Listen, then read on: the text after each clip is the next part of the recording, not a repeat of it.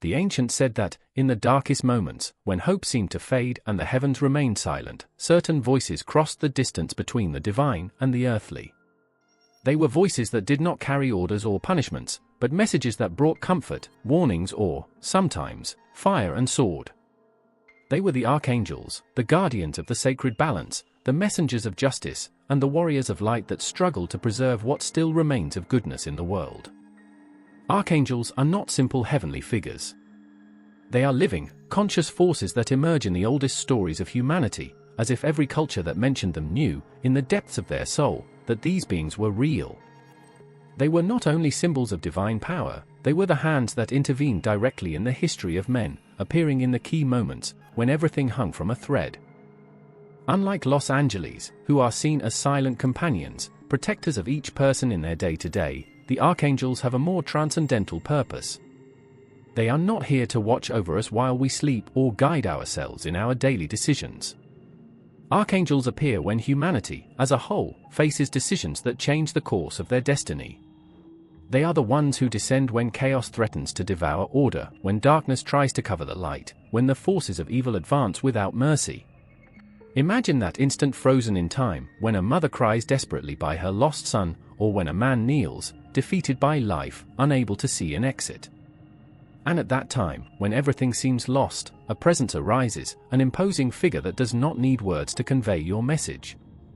It is a sense of heat that wraps the soul, a whisper that says, "Get up, you are not alone."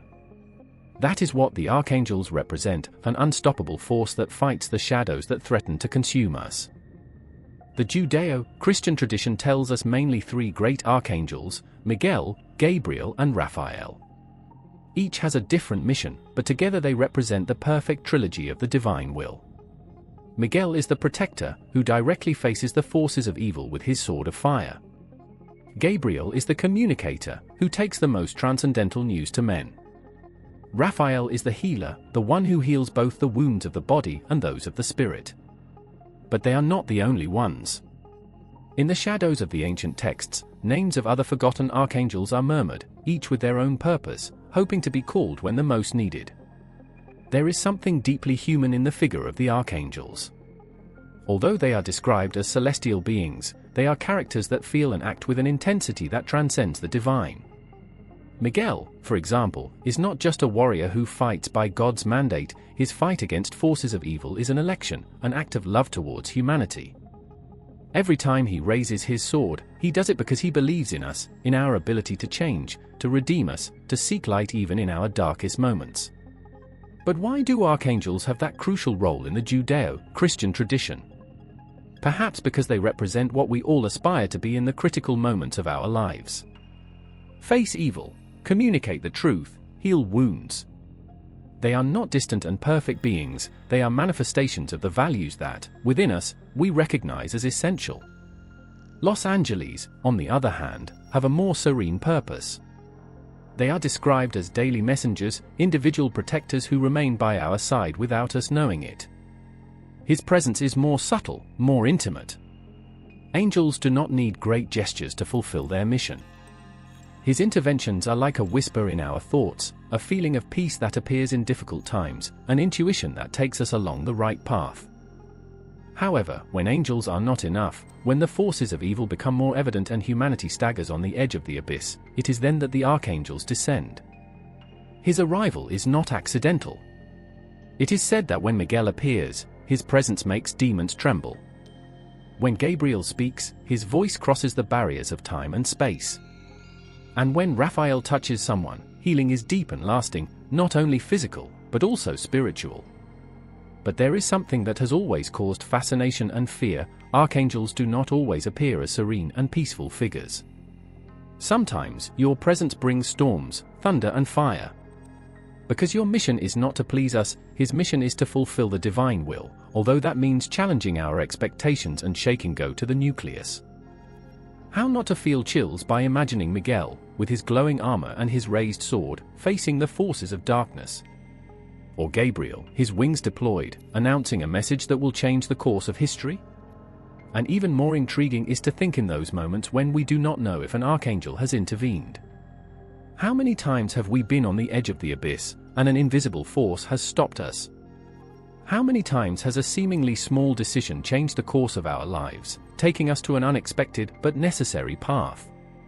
Tradition tells us that, at that time, it is possible that it has been an archangel who acted, without even knowing it. But the archangels not only fight against evil in the external world. They also fight battles within us. Because evil is not always an enemy that comes from outside, many times, it is an inner voice that whispers doubts, fears, grudges. The archangels are there to remind us that we can overcome those internal shadows, that we have the strength to get up and move on, even when we believe that everything is lost. However, there is something that has always been the subject of debate. Why did some angels become demons? How is it possible for light beings to fall into the dark? The history of the fall of Lucifer and the rebel angels leads us to question ourselves about the boundaries between good and evil. Is that line really so clear? Or perhaps the archangels also face temptations and internal struggles? The answer to these questions leads us to a disturbing truth. Even the purest beings can face darkness, and it is not always easy to resist it. But the archangels, those who remained faithful, show us that it is possible to choose the light, even when darkness seems inevitable. And it is precisely that struggle, that eternal fight between light and darkness, which leads us to look beyond. At first, when humanity was just beginning to seek meaning in the mysteries of existence, stories arose that talked about heavenly figures that walked between us. They were not gods or men. They were something else. Invisible beings for most, but fundamental in the crucial moments of history. The Hebrews called them Malachim, which means messengers. This appears for the first time angels in the ancient Hebrew scriptures, not as symbols, but as real presences that connect the human with the divine. The Old Testament does not try to explain where these beings come from or why they exist. They simply appear.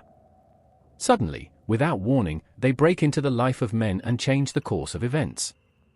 And they always do it with a purpose, to deliver a message from God. But these messages are not always sweet words of comfort. Sometimes they are terrible warnings. Other times they are clear instructions and, sometimes, simply a presence that transforms everything. One of the first most shocking meetings recorded by the Hebrew Bible is that of Abraham, when he receives the visit of three mysterious men in the Mamre in Sinai.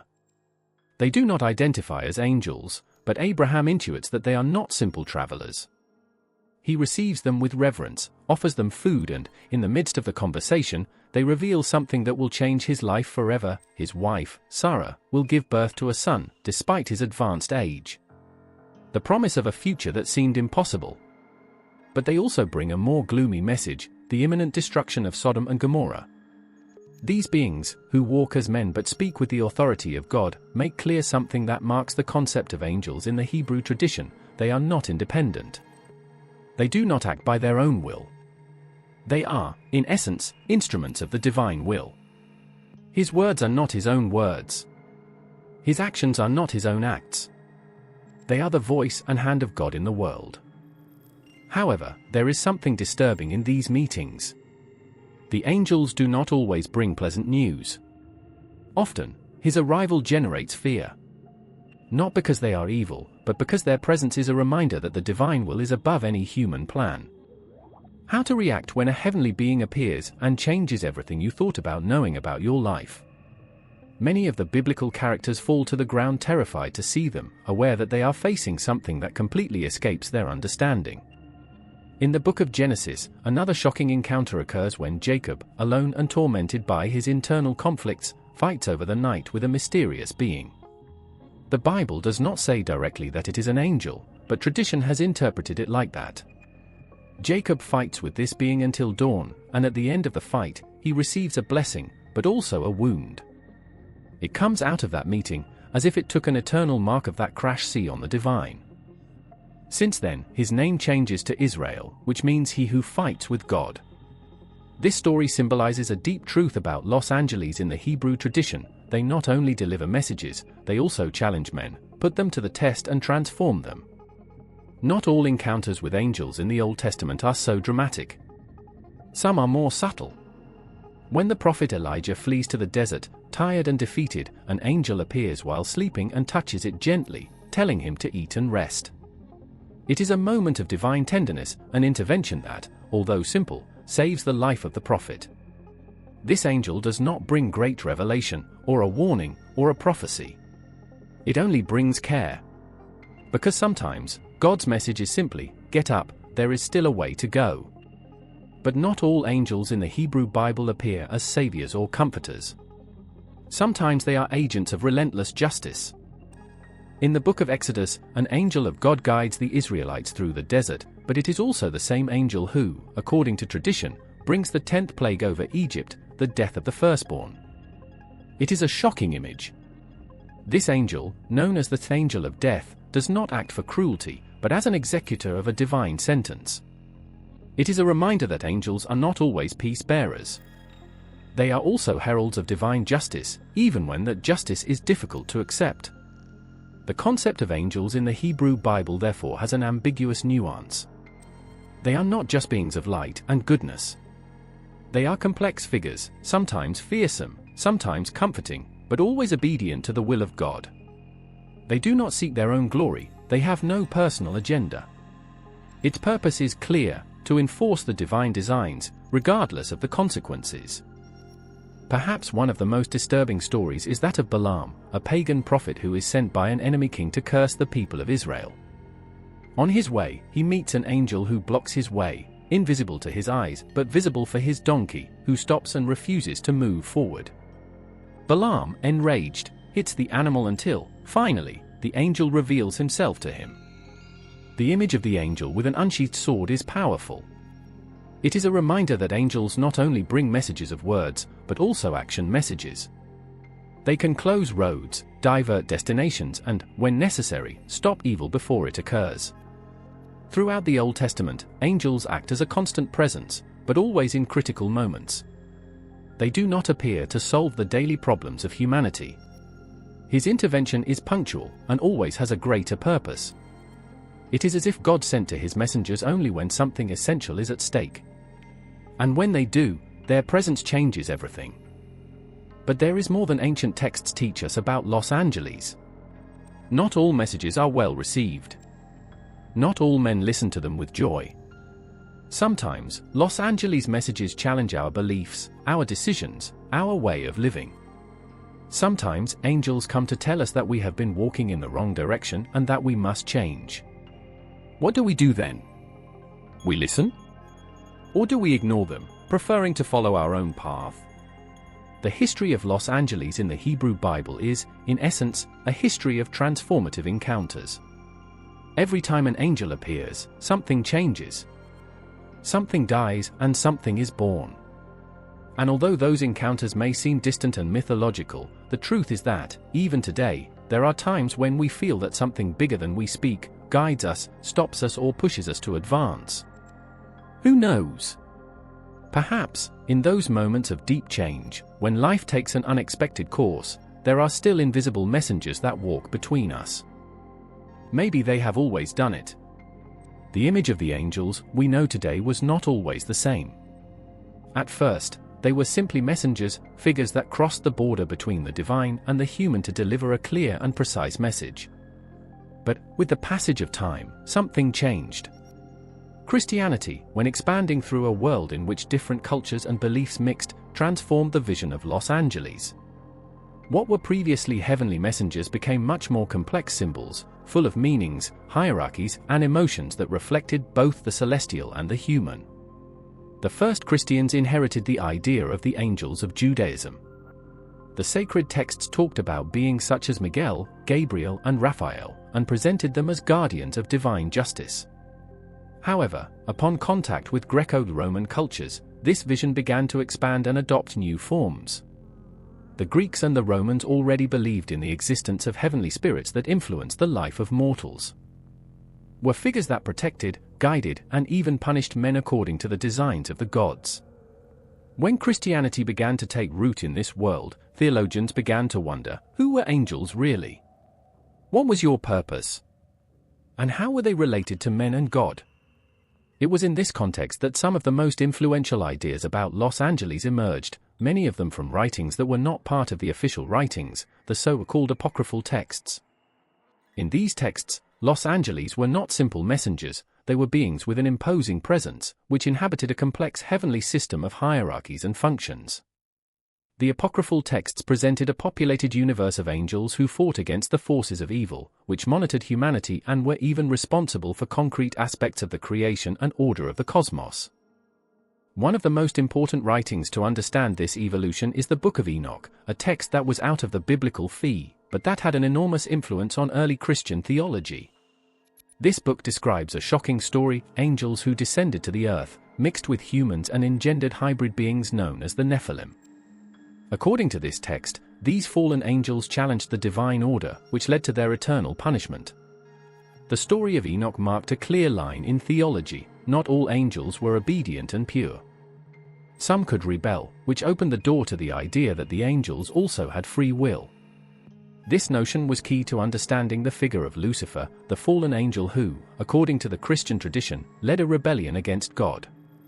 In the first Hebrew texts, the figure of Satan was not so prominent or so defined. However, the influence of Greco-Roman and apocryphal ideas helped to profile Lucifer as the perfect angel who, blinded by his own pride, rebelled and was expelled from heaven. This fall not only defined the concept of evil in Christian theology, but also contributed a tragic nuance to the figure of Los Angeles. Because, if even a being so close to God could fall, what hope was for men? But not everything was a tragedy in the evolution of Angelica theology. At the same time that there was talk of fallen angels, the idea of protective angels was also developed. Influenced by Greco-Roman beliefs in guard spirits, Christians began to believe that each person had an angel assigned since birth. This angel not only physically protected his protected, but also guided him in his spiritual life. The idea of a guardian angel contributed comfort to believers, especially in times of persecution and suffering. Feeling that, even in the darkest moments, there was a heavenly being taking care of them, it gave them the necessary strength to resist. However, the angels were not only individual figures. Christian theology also developed the idea of heavenly hierarchies, a system of organization of Los Angeles in different ranges and functions. This structure was influenced by Greek philosophy, particularly because of Plato's ideas and Aristotle, who spoke of a cosmos ordered at hierarchical levels. One of the most influential texts in this regard was the Celestial Hierarchy, written by Pseudo-Dionisio L. Areopagita in the 7th century. In this work, the author describes 9 angelic choirs divided into 3 spheres. The seraphims, cherubims, and thrones formed the first sphere, close to God. Domains, virtues, and powers made up the second sphere, in charge of the cosmic order. And principalities, archangels, and angels formed the third sphere, closer to humanity. This hierarchical system not only organized the sky, but also reflected the social order of the time. In a society in which the hierarchy was fundamental, Los Angeles also had a defined place in that structure. The closest to God were the ones who had the greatest knowledge and power, while those closest to men were the ones in charge of the most earthly tasks. Over time, Los Angeles became cult figures. Milagros were attributed to them, prayers were dedicated, and they were represented in works of art. But the most important thing is that the angels became a bridge between the human and the divine. They were not unattainable as God, but neither as vulnerable as men. They were a constant reminder that the divine was present in the world, acting in silence, often in ways that we could not see or understand. However, this evolution was not exempt from controversies. The worship of Los Angeles was criticized by some theologians, who feared that the faithful began to see them as divine intermediaries instead of focusing directly on God. The Church, throughout the Psi Gloss, had to establish clear limits on how Los Angeles should be understood and veiled. But, despite the warning, the fascination with Los Angeles never disappeared. They are still figures that arouse curiosity, fear, and comfort. Because, deep down, they represent a hope that never dies, the idea that, even in the most difficult moments, there are invisible forces that fight for good, that protect us, and that, in some way, they remind us that we are not alone. However, a question persists in the air, like a forgotten whisper: are angels really so different from us? Or, perhaps, do we share with them more than we are willing to admit? Imagine a vast, infinite sky, where silence is not absence of sound, but the very vibration of existence. There, where time does not run and the stars seem to whisper ancient secrets, inhabits an army of heavenly beings. But they are not all the same. Each one has a purpose, a mission inscribed in its essence. From the fiery seraphim to the brave archangels, each angel occupies a place in the divine hierarchy, a structure that not only reflects the heavenly order, but also God's desire to maintain harmony in the universe. The oldest texts suggest that angels are not an indistinct crowd. Each of them belongs to a specific choir, a category that defines its function and its closeness to God. Pseudo-Dionisio L. Areopagita, a theologian of the 7th century, described this hierarchy in his work The Celeste Hierarchy, dividing them into 9 angelic choirs organized into 3 spheres. This scheme is not only a list of names, but a reflection of the divine mystery and the role of each being in creation. In the first sphere, the closest to God, we find seraphim, cherubs, and thrones. The seraphims are the guardians of the divine throne, burning with the fire of pure love towards its creator. His name, which means of the fiery, describes their nature. They have no recognizable human form, but are pure light and fire, symbol of God's love and justice.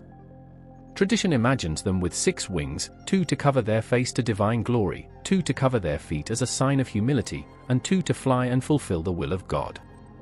His only purpose is to praise the Lord incessantly, proclaiming again and again, "Holy, holy, holy is the Lord of the armies."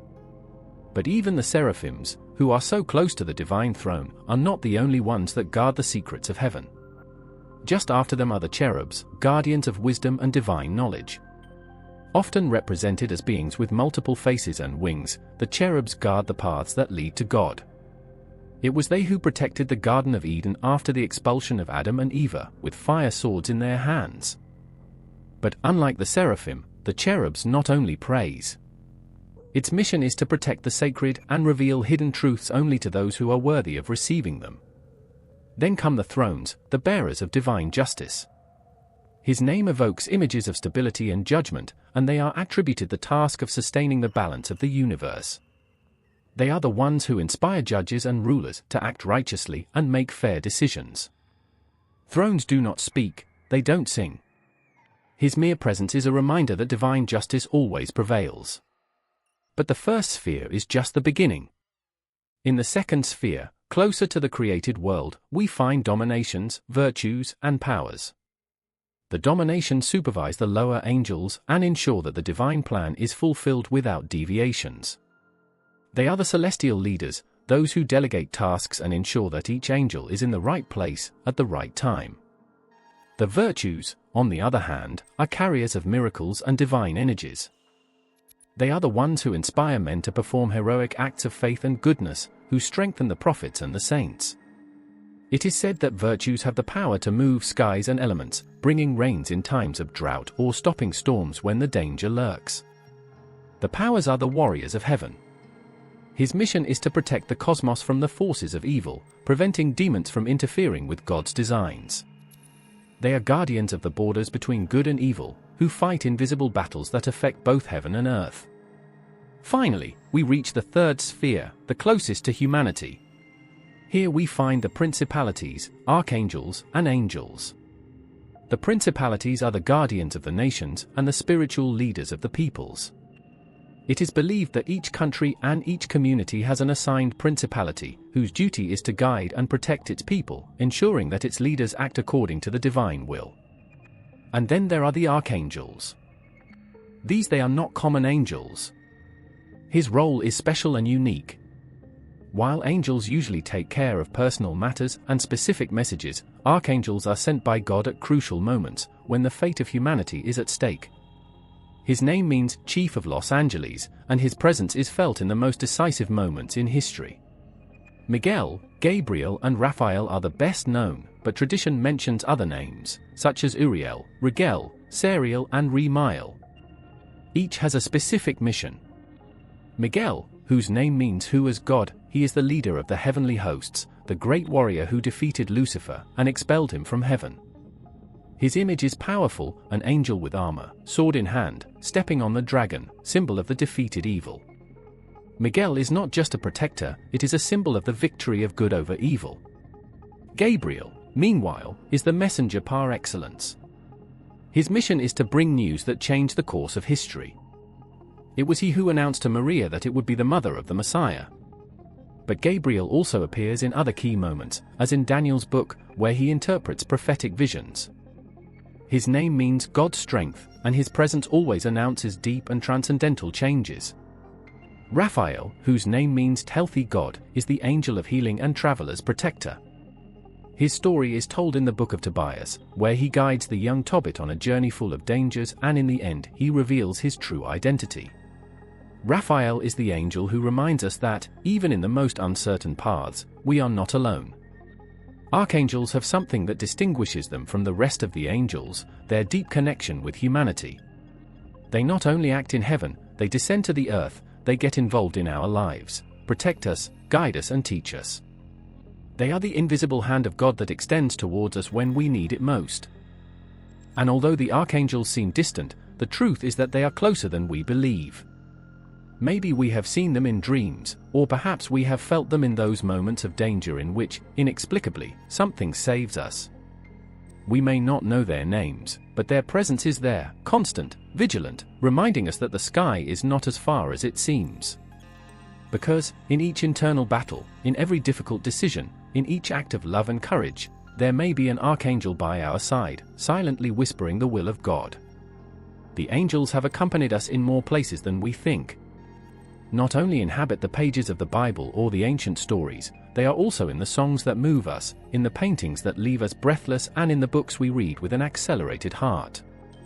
They have gone from being divine messengers to become symbols that reflect our hopes, our fears, and our deepest desires. But the question remains, what do we really see when we think of an angel?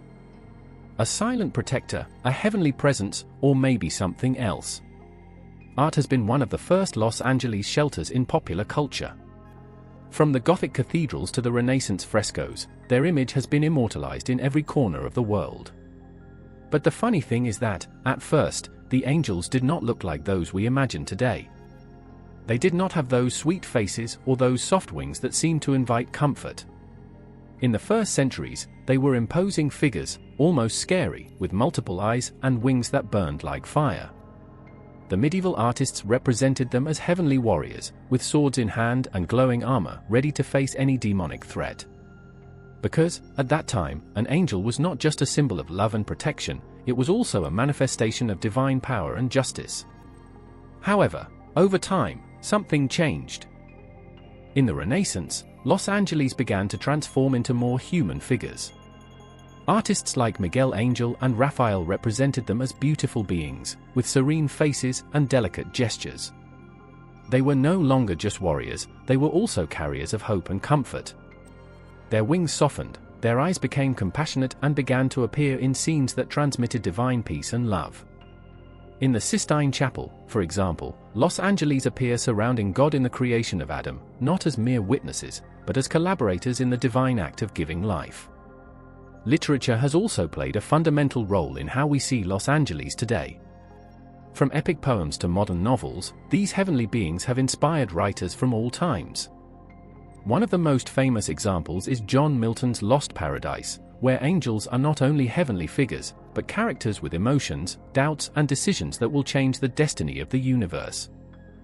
Lucifer, the fallen angel, is portrayed as a tragic being, someone who chose pride and rebellion before obedience. But there are also the faithful angels, such as Miguel and Gabriel, who struggle to preserve the divine order. Modern literature has led angels to other lands. In many stories, angels mix with humans, live among them and experience their same struggles and dilemmas. In novels such as Angels and Demons of Dan Brown, Los Angeles symbolize both mystery and duality between good and evil.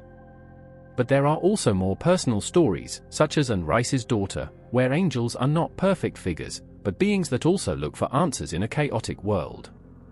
And, in other cases, angels appear as guides, as in The Guardian between Centeno, where the idea of a protective angel is implicit in the search for redemption of the protagonist. Music has not escaped the influence of Los Angeles. From the medieval songs to modern ballads, Los Angeles have been a constant in the songs that connect us with the transcendental. In classical music, composers like Handel and Bach wrote pieces that evoke the presence of the divine through angelic choirs that seem to raise the soul. But not only in sacred music we find angels. In genres such as rock and pop, Los Angeles have become symbols of protection, love and redemption.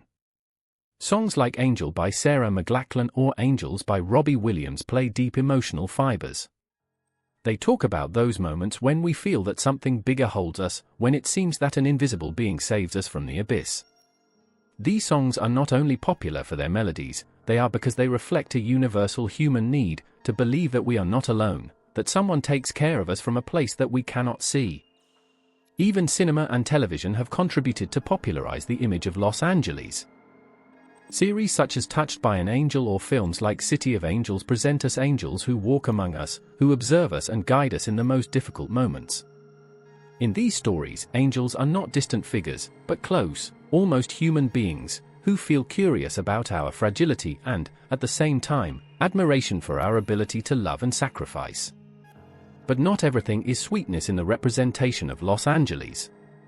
In many stories, they also appear as punishing figures, bearers of relentless justice.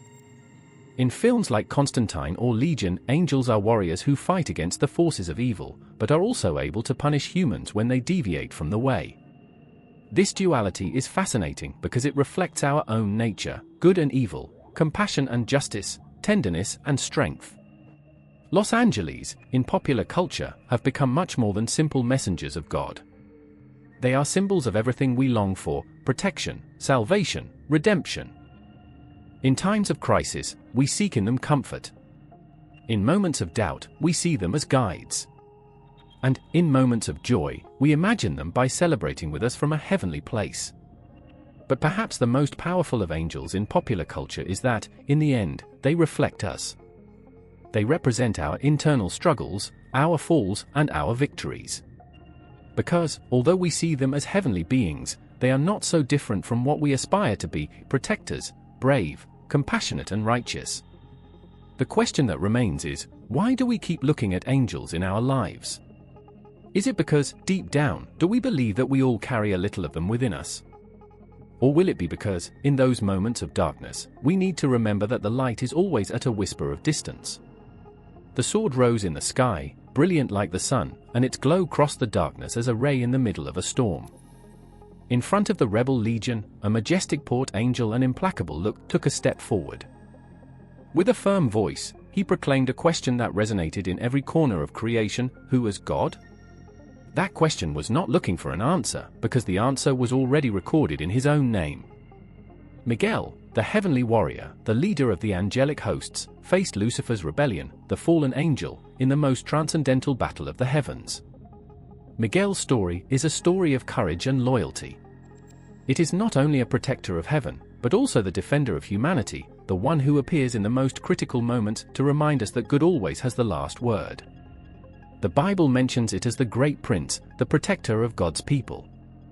In Daniel's book, it appears as the guardian of Israel, the one who intercedes by the faithful in times of anguish. But it is in the Apocalypse where his figure rises with all his glory and power, leading the heavenly armies in the Great Gu era against the dragon, symbol of evil and corruption. The Apocalypse describes an epic scene, and there was a great battle in heaven. Michael and his angels fought against the dragon, and the dragon and his angels fought. It is not a symbolic struggle, it is a real confrontation, a war between light and darkness, between obedience and rebellion, between truth and lies. Miguel, armed with his heavenly sword, not only defeats the dragon, but expels him from heaven, throwing him to earth along with his followers. This act is not just a military victory, it is a statement that evil does not take place in the kingdom of God. But who really is Miguel? Beyond the sacred pages, his figure has inspired legends, art, and devotion over the centuries. He is represented as a warrior angel, with golden armor and a flame sword, trampling the dragon under his feet. He is not a peace angel, he is an angel of justice. His presence infuses both comfort and fear, because where he appears, something transcendental is about to happen. In the Christian tradition, Miguel has four great roles: as the leader of the heavenly armies, as a protector of the church, as guardian of souls at the time of death, and as a defender in the final judgment. Each of these roles reflects a different aspect of their character and mission. As leader of the heavenly armies, Miguel is not a simple soldier. He is a strategist, a commander who knows when and how to act. I do not fight for glory or power, fight for divine justice, for the truth that must prevail over lies. It is said that, in the final times, when the forces of evil try to submerge the world in chaos, Miguel will appear once again to lead the final battle, ensuring that good triumphs forever. As a church protector, his figure has been revered since the first centuries of Christianity.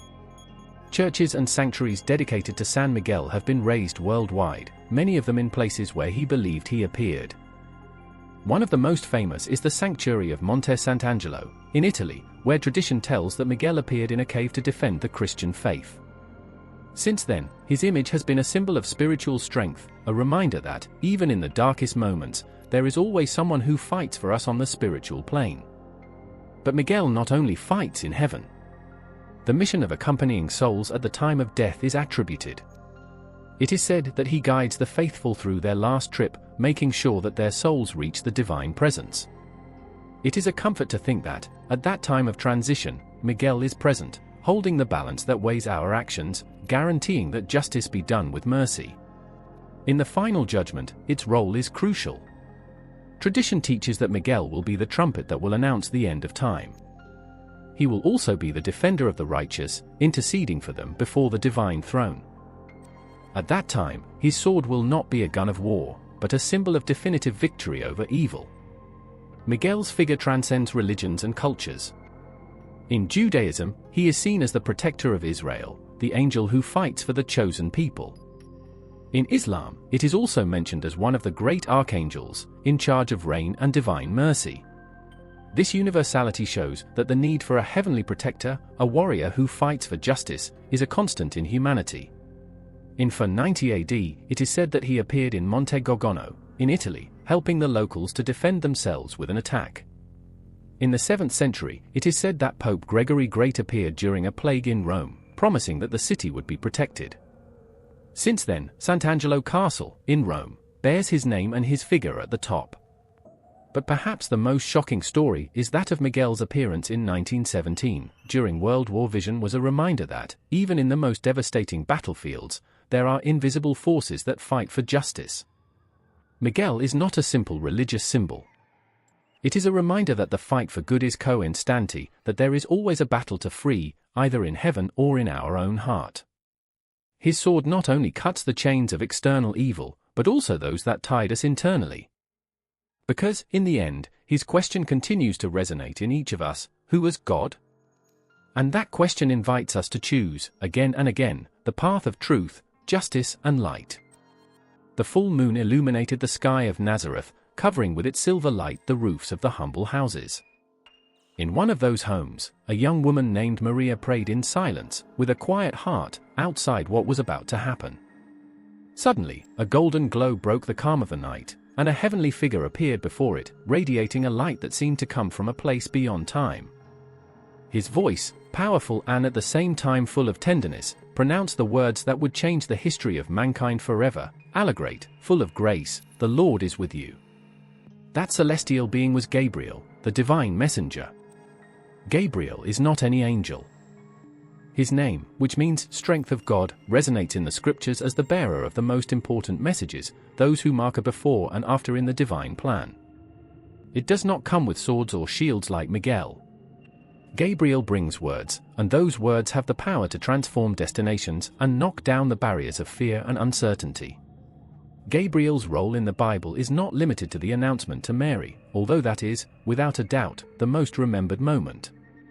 His first appearance occurs in Daniel's book, in the Old Testament. There, Gabriel is sent to reveal to Daniel the meaning of prophetic visions that the prophet could not understand on his own. The vision was disturbing, full of symbols and figures that spoke of an uncertain future. But Gabriel, with his serenity and wisdom, brought clarity in the midst of confusion. "I have come to make you understand," he told Daniel, reminding us that his mission is precisely that, bringing understanding where there is doubt, bringing light where darkness reigns. However, her most moving and transcendental appearance is the one that takes place in Nazareth, when she appears before Maria to announce that she has been chosen to be the mother of the Savior. "Do not fear, Maria," he says, with a sweetness that crosses the centuries. In those 3 words, Gabriel not only comforts a young woman scared by the presence of a heavenly being, but also comforts all of us. It reminds us that, even when life surprises us with situations that we do not understand, we are not alone. There is a plan, a guide, and a larger purpose than we can imagine. The announcement scene is full of symbolism. Gabriel does not arrive with grandiloquence or surrounded by heavenly armies. He arrives alone, in silence, and addresses a young unknown in a forgotten town. It is a powerful reminder that the most transcendental acts do not always occur in the palaces or before crowds. Sometimes, the great revolutions begin in the intimacy of an unexpected moment, in the heart of seemingly common people who are called to fulfill extraordinary missions. Gabriel not only announces a message, he also expects an answer. The moment in which Mary says, "Make me in me according to your word," is one of the most significant moments of the Christian faith. But that answer would not have been possible without Gabriel's words, who prepared his heart to accept the incomprehensible. In that dialogue, we see the essence of your mission: bring God's message, but also open hearts to receive it. We cannot forget that Gabriel also plays a fundamental role in another divine announcement, the promise of the birth of John the Baptist. The Zacharias priest appears, who had lost hope of having a son, and tells him that his wife, Isabel, will give birth to a child who will prepare the way for the Messiah. But this time, the encounter has a different tone. Zacharias, incredulous to what he hears, questions the angel's words. Gabriel, with a firmness that contrasts with the sweetness shown before Mary, replies, "I am Gabriel, the one who is before God, and I have been sent to talk to you and announce this good news." And as a consequence of his disbelief, Zacharias is silent until the birth of his son. This contrast between Gabriel's 2 appearances shows us 2 sides of his mission. On the one hand, it is the bearer of hope and comfort for those who are willing to listen and accept the divine message, such as Mary. On the other hand, it is also a reminder of the seriousness of God's plans and the consequences of not believing in them, as Zacharias experienced. Gabriel not only brings news, it also brings responsibility. Listening to your message implies making decisions that can change the course of life. Over the centuries, the figure of Gabriel has gone venerated and represented in innumerable works of art. In Renaissance paintings, he is inclined to Mary, with a white lily in his hand, a symbol of purity. In the Islamic tradition, it is also a key figure. Known as Uriel, he is considered the angel who revealed the Quran to the Prophet Muhammad. This shows that his role as a messenger transcends cultures and religions, and reinforces the idea that the divine word is universal. But beyond writings and artistic representations, Gabriel remains a powerful symbol in our daily lives. How many times do we need a Gabriel that brings us clarity in the midst of confusion? How many times do we wait, with a heart full of doubts, that someone tells us, "Do not fear"? Gabriel's figure reminds us that these messages can come in unexpected ways, through a word of comfort of a friend, a gesture of kindness of a stranger, or even a deep intuition that guides us in moments of uncertainty. Gabriel, the divine messenger, is not just a character of the past. It is a presence that is still alive in each act of divine communication that transforms our lives. In every word of breath, in each message of hope, and at all times when someone finds the value to say yes to what life asks, we can see the echo of their mission. And, like Maria, we also face difficult questions. What to do when life surprises us with the unexpected? How to answer when fate asks us for a jump of faith? Perhaps the answer remains the same as Gabriel brought that night in Nazareth: do not fear, the Lord is with you. Because, sometimes, all we need is to listen to those words to remember that, even in the most uncertain moments, divine light always finds a way to reach us. The afternoon fell slowly, and heaven was dyed from an intense red that seemed to announce something sacred. In a corner section of the ancient world, a young man named Tobias undertook a trip that would change his life forever. Loaded with uncertainty and hope, he carried with him the fears and questions we all face when we throw ourselves to the unknown. What Tobias didn't know was that he was not alone. A mysterious man named Azariah, whose bearing transmitted calm and security, was walking next to him. But that traveler was not a common man. It was the Archangel Raphael, the healing healer, sent by God to guide him and, even more, to heal wounds that Tobias did not even know he had in his heart. Raphael's figure is fascinating because it represents something that everyone, at some point, we desperately seeks: healing. Not only of the body, but also of the soul.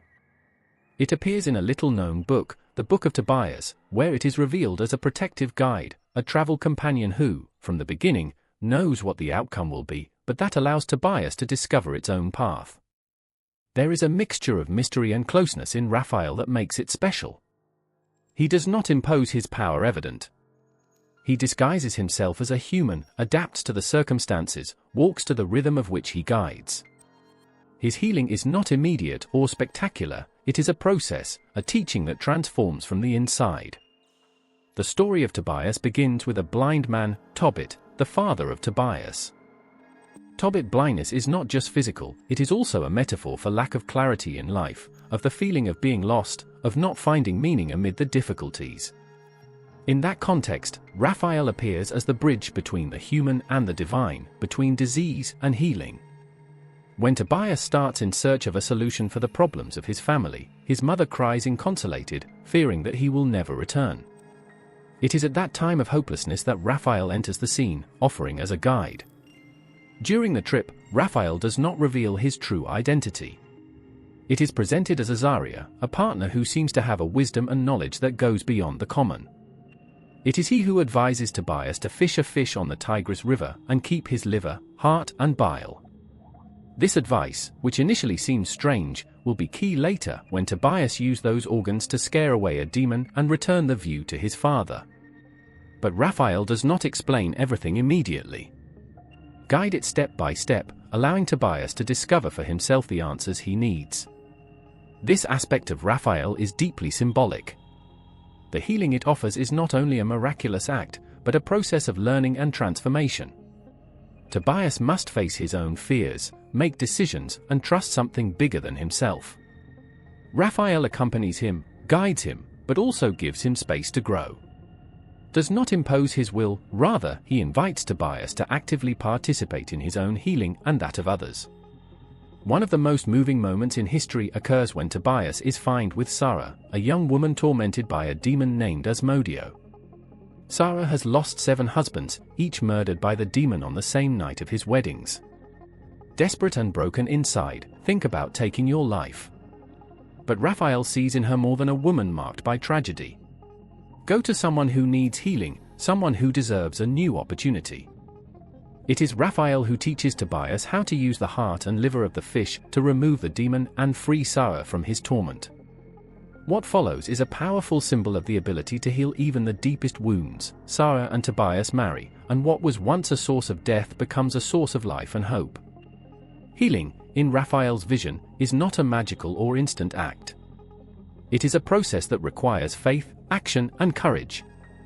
Tobias, Sarah, and Tobit not only receive physical healing, they also experience a spiritual transformation. Tobit regains his eyes, but also recovers hope. Sarah finds true love, but also inner peace. Tobias returns home, but is not the same young man who left. He has learned that, even in the darkest moments, there is a divine force that walks by our side, guiding us, although sometimes we cannot see it.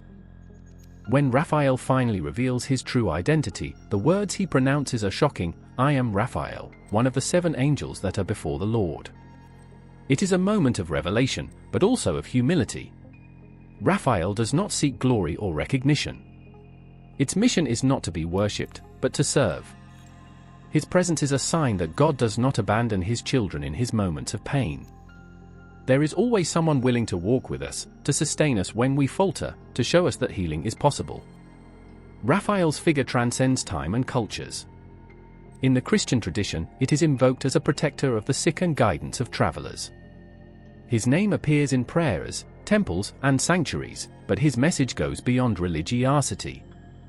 Raphael reminds us that healing is not just physical. There are wounds in the soul that need attention, internal pain that require patient and loving accompaniment. It teaches us that, sometimes, what we need to cure is not a spectacular miracle, but someone who walks to our side, who offers us a word of encouragement and that, like him, tells us in silence, "Do not fear, I am with you." In our modern lives, how many times do we feel like a Tobit, blind and lost? How How many times do we load with fears and doubts like Tobias? How many times are we reflected in sorrow, trapped in cycles of pain and despair? Raphael remains that angel who reminds us that there is always an exit, that healing is possible, and that we never walk alone, although sometimes we are not aware of the divine presence that accompanies us. Raphael's story does not end with the book of Tobias. His message is still alive every time someone finds the courage to heal their own wounds and help heal those of others. Because, in the end, we are all called to be, in some way, like Raphael, souls, guides that accompany with love and patience those who need to find their way back to light. The storm roaring on the horizon, obscuring the sky with dense clouds and loaded with fury. The earth was trembling under the feet of the men who looked fear at what was coming. In the midst of that chaos, a figure rose, serene and majestic, holding a flame that could not be turned off by the wind or the rain. Uriel, the light of God, had come. He did not bring with him the strength of a warrior or the sweet words of a messenger. What he brought was more powerful, wisdom. The light that dissipates the shadows of ignorance and reveals the truth that many prefer not to see. The name of Uriel does not appear in the canonical texts of the Bible, but its presence is so imposing and necessary that it has endured in the Christian tradition and in apocryphal texts, where it is described as the guardian of light and divine knowledge. Uriel is not an angel who comes to comfort or fight, he brings revelations. His messages are like the light of dawn, clear, direct, and sometimes, painfully inevitable. In the Book of Enoch, one of the oldest apocryphal texts, Uriel appears as one of the most important archangels. He is described as the angel who guides Enoch through the mysteries of heaven and earth, revealing the secrets of the cosmos and the human destiny. But it is not a smooth or complacent guide. Uriel shows the consequences of sin and away from God. It is he who reveals the punishment of fallen angels and the destruction that will come over those who reject the truth. Its light is not a warm and comforting flame, it is a lighthouse that illuminates everything hidden, even what we would prefer not to see. One of the most shocking moments in its history occurs when the task of warning Noah is attributed to the Abyssine flood. While humanity followed its corrupt and selfish paths, Uriel appeared before Noah and told him to prepare an ark, because God's justice was about to unleash the earth. It was not a message of hope, but of warning, a reminder that actions have consequences and that, although God's mercy is infinite, so is his justice. Uriel is, in many traditions, the angel who holds the balance between wisdom and justice. Its light not only illuminates the path to knowledge, but also towards the responsibility that entails knowing the truth. It is no accident that in some representations he is being held by holding a parchment or an open book, symbol of divine revelation. His eyes, they say, are like burning embers who see beyond appearances, penetrating the deepest of the human heart. But Uriel not only brings warnings. He is also the angel of repentance and forgiveness, although his forgiveness is not easy to obtain. To receive the light of Uriel, you must first face one's dark, the mistakes and sins we prefer to ignore. Its presence invites deep reflection and inner transformation. Because, in the end, true wisdom is not just knowing, but changing. In the Christian tradition, Uriel is recognized as the protector of the doors of Eden. After Adam and Eve were expelled from Paraiso, Uriel was designated to guard the entrance, preventing humans from returning early. But his role is not just that of a physical guardian. Uriel symbolizes the separation between ignorance and knowledge, between sin and redemption. The light that sustains is the same that illuminates the way back to God, but not before going through the recognition of the faults themselves and the commitment to change. Perhaps that is why Uriel is also seen as the angel of difficult decisions. Its light leaves no room for ambiguity. When it occurs, hidden truths come to the surface, and the masks fall. It is the angel that faces those questions we avoid asking us: are we following the right path? Are we acting justice? What price are we willing to pay for the truth? In times of darkness, when doubts consume us and the answers seem eligible, the presence of Uriel is more necessary than ever. Not because it brings immediate comfort, but because it brings clarity. It shows us the consequences of our choices and invites us to be responsible for our actions. Its light not only illuminates the way, it also reveals the shadows we must face. In Christian iconography, Uriel is often represented with a fire sword or a burning torch. But it is also linked to the rising sun, the symbol of a new beginning, of a dawn after the darkest night. Because, although the truth can be hard, it is also liberating. Uriel's light does not destroy, transform. It is the light that burns the unnecessary and leaves only the essential. It is the flame that purifies, that cleanses the impurities of the soul and allows it to flourish the best of us. Over the centuries, Uriel has been invoked by those who seek guide in moments of uncertainty, for those who need to make difficult decisions, and for those who wish to achieve a deeper understanding of the divine purpose. His presence feels in those moments when the truth, however uncomfortable, becomes evident, and we can no longer ignore it. When we are forced to confront our own shadows and choose between the easy and the right thing, between comfort and justice, it is Uriel who is by our side, holding its incandescent light and reminding us that, although the path is difficult, wisdom and the truth is always worth it. But what happens when someone refuses to accept the light? What happens when we prefer to remain in ignorance, avoiding difficult questions and refusing to see what is right in front of us? Uriel does not force his light on anyone. But its presence is constant, and its flame continues to be burning, waiting for the moment we are ready to see it. In the life of each human being there comes a time when we need Uriel's guide. Maybe it's at a crossroads, when we don't know what way to take. Or maybe it is in those moments of deep introspection, when we realize that we need to change, but we do not know how. At that time, the light of Uriel is the one that reminds us that, although the shadows may seem endless, the truth always finds a way to break through. And just as Uriel Goa Enoch warned Noah and protected the doors of Eden, is also here, ready to guide anyone looking for wisdom, justice and, above all, redemption. Because, in the end, Uriel's light is nothing other than the reflection of divine love, a love that does not just forgive, but also transforms. The wind blew that night, bringing with him a deep and loaded silence of mystery. In a corner of the universe, a soul was on the border between this world and the next. The transition was imminent, and although no one could see what happened, something in the air betrayed the presence of something bigger. Suddenly, Azrael, the angel of death, made his appearance. It was not a fearsome or terrifying figure, but a presence that, despite its inevitable role, brought with it an inexplicable calm. With a serene look, Azrael did not come to snatch, but to guide. He is not the end, but the step towards the eternal. The figure of Azrael transcends the borders of religions, but it is in the Islamic and Judeo-Christian tradition where it acquires deep importance. Throughout the centuries, it has been represented in different ways, but its essence remains constant. Azrael is not the angel of destruction, but the angel of the transition, the being that accompanies the souls on its journey to the beyond. It is often described as an imposing angel, with a figure that mixes the human and the celestial, but it is also presented as a friendly and compassionate being, aware of human fragility and respectful of the sacred nature of the soul. In the Islamic tradition, Azrael is known as Malak al-Maut, the angel of death, who has the mission of separating the soul from the body at the time of death. Unlike the most popular representations that show it as a fearsome figure, in Islam, Azrael is seen more as a faithful servant of God, an angel who does not take any life for his own will. It is not the one that brings death, but the one that facilitates the passage to the eternal.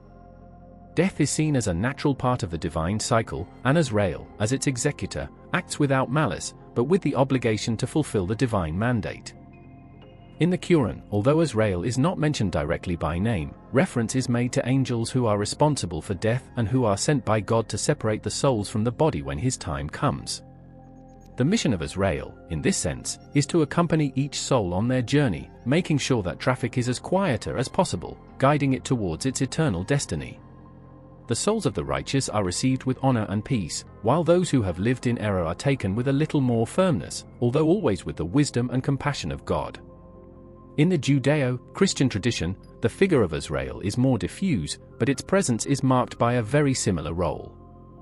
Although it does not appear with its explicit name in the Bible, some apocryphal texts and subsequent traditions mention it as the angel that supervises the death of human beings. In these stories, Azrael is in charge of bringing the souls of the dead before God, a process that, although uncertain for many, is full of meaning and purpose. As in Islam, death is seen as a natural part of the divine plan, and Azrael does not act violently, but with solemnity and respect towards the soul that has left. In both traditions, Azrael is much more than the being that takes death. He is the bridge between two worlds, which facilitates the passage from the earthly to the divine. Her role is crucial because she not only takes the soul, but accompanies her in her last transition. The stories often tell us that Azrael is not someone who arrives without prior notice. He knows the exact moment, and although it may seem sudden or unfair, there is a bigger reason behind each farewell. Souls are not torn, but surrender to divine judgment with dignity, guided by the serene presence of the angel. The encounter with Azrael is a moment full of emotional load, of fear, but also of acceptance. For some, he symbolizes final peace; for others, uncertainty. But what is undeniable is that, although death can be seen as the end, in religious traditions, there is always the hope of a new beginning. Death, under Azrael's gaze, is not the end, but a transition to something bigger, towards an eternal destiny, which is only revealed in the last sigh. In some legends, Azrael is described with multiple eyes, symbolizing their ability to see all the lives that have passed and all that are yet to come. He is given the image of an angel of great power, but also of compassion, because he does not bring death by himself, it simply fulfills them. It is the channel through which souls travel to their next destination, and as such, their role is much deeper than the simple fact of taking life. He is part of a cosmic cycle where the beginning and the end are intertwined, where each soul has a purpose and a mission to fulfill, and where death, although painful, is only one more stage. For those who face death, the presence of Azrael can be both a consuelo as a source of fear. In a world full of uncertainty, the fact that there is a heavenly being responsible for guiding souls towards their final destination offers some comfort. But it is also a call to reflection on the ephemeral of life. Azrael, with his quiet light and his powerful presence, reminds us that, in the end, we will all have to account for eternity. Despite his relationship with death, Azrael is not an angel of darkness or destruction. Its light, although silent, has the power to calm the turbulent waters of despair and help souls find peace. For those who face death, their arrival can be the last act of compassion, the act of liberating, of giving the soul to God, of offering the comfort that death is not the end, but the passage towards something eternal. Azrael shows us that death is not something to fear, but an integral part of the divine flow, a natural transition that, if faced with faith, can be the door towards an eternal peace. With him, souls find his way, and although his role is feared by many, he never seeks to cause fear. His mission is clear, and carries out with the same seriousness and love as the other archangels in their respective functions. He is, after all, a servant of God, fulfilling his divine purpose, and reminds us that death is not the end of everything, but a new stage on the journey of the soul. The stars flown in the vast sky, but one of them shone more than all. It was imposing, majestic, the most beautiful of heavenly creations. His light was so powerful that he seemed to challenge even the sun. That star had a name, Lucifer, the bearer of light. But as with all dazzling light, sometimes pride turns it into a shadow, and what one day was a heavenly splendor became the most feared and hated figure, the prince of darkness, Satan. His fall was not only that of an angel, but the beginning of the great fracture of heaven, an event that would forever mark the struggle between good and evil, between angels and demons. The rebellion in heaven. Lucifer was not any angel. According to scriptures and traditions, he was one of the seraphim closest to God, and being of incomparable beauty and wisdom. His light illuminated the corners of heaven, and his voice, they say, resonated as a perfect melody in the heavenly ears. But, under that perfection, a dangerous seed began to germinate: pride. Lucifer looked at himself, and instead of seeing God's work in him, he saw himself as an independent being, capable of matching the Creator. Tradition tells that Lucifer began to question the divine order. Why should he worship a god he considered distant and absolute? Why should angels submit without questions? In his mind, unconditional love to God became resentment and ambition. Lucifer didn't want to be a server, he wanted to be a king. And in his desire to be able to conspire, Lucifer was not alone. His charisma and his power of persuasion were such that he convinced a third of the heavenly angels to join him in his rebellion. These angels, fascinated by their light and the promise of a new order, began to move away from divine obedience. The harmony of the sky broke. What was previously a place of peace and perfection, now it was filled with whispers with discontent and ambition. God, in his infinite wisdom, knew what was happening. However, he allowed Lucifer and his followers to make their decisions, because freedom is a fundamental part of divine love. But when the time came for the final confrontation, heaven exploded in an epic battle that would mark the fate of creation forever. The great heavenly battle, Lucifer's rebellion, was not unanswered. Miguel, the Archangel Guerrero, won at the head of the heavenly army, willing to defend the glory of God and the order of the universe. He did not do it for revenge or hate, but for the love of justice and truth. Miguel carried in one hand the sword of justice and in the other the shield of faith. The clash between both sides was brutal. It is said that heaven trembled, that the stars cried, and that the angels who watched from afar covered their eyes at the magnitude of the battle. Each blow resonated in the confines of the universe, every word of challenge echoed in eternity. "Who was God?"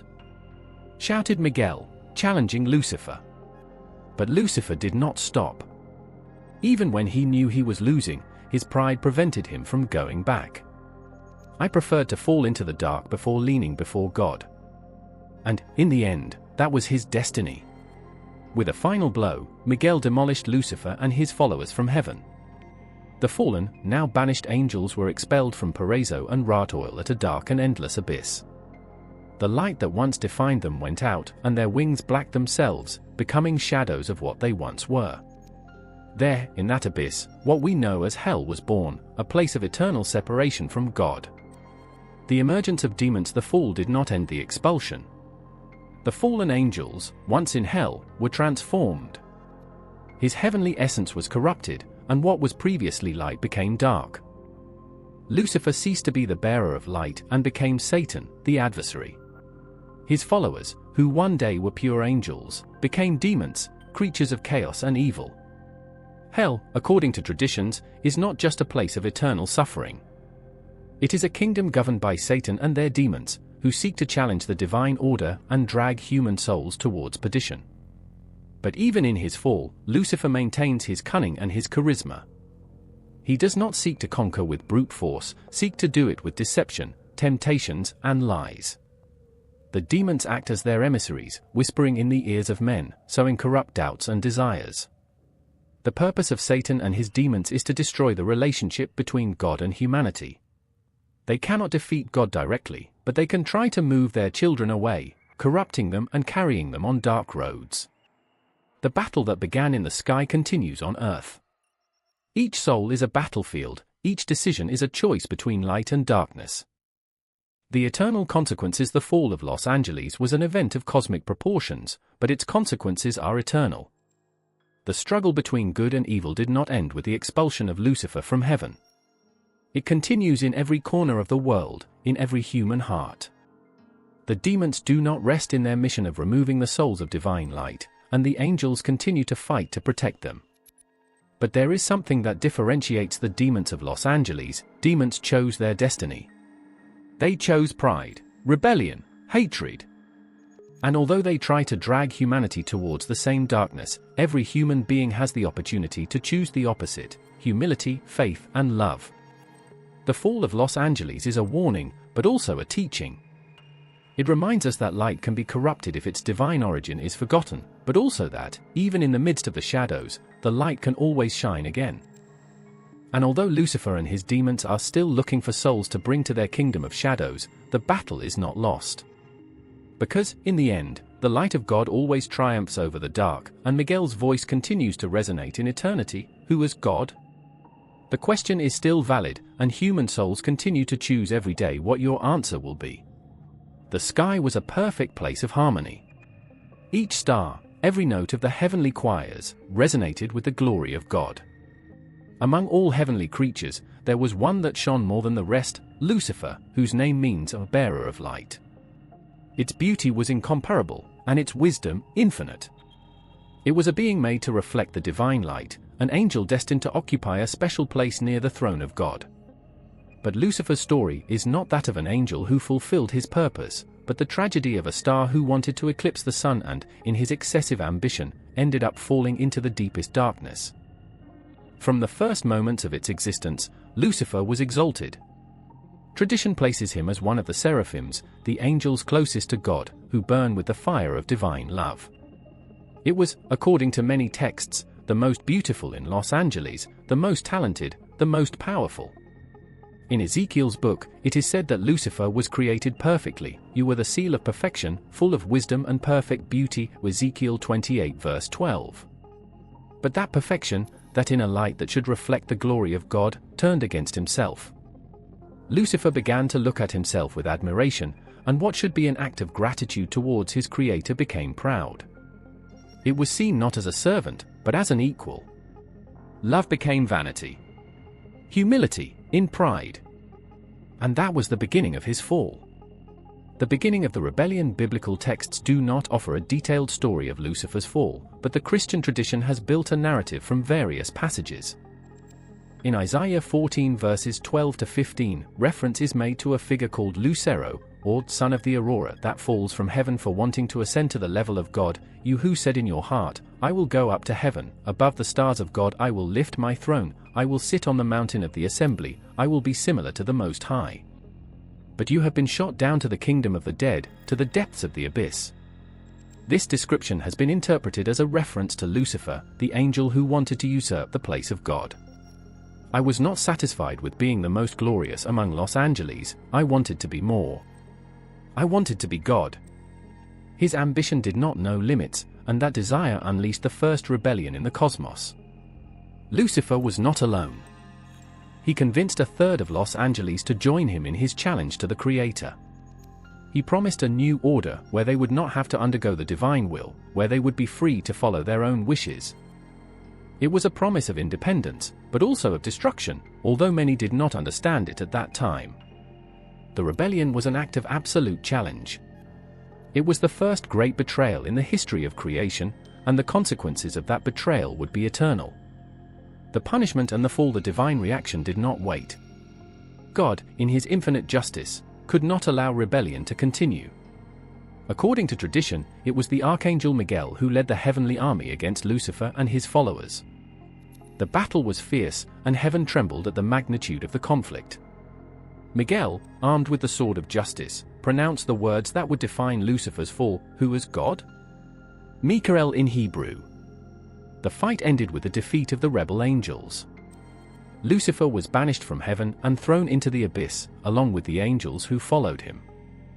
That fall marked the birth of Satan, the adversary, and of the demons, who now roam for the creation seeking corrupt and destroying.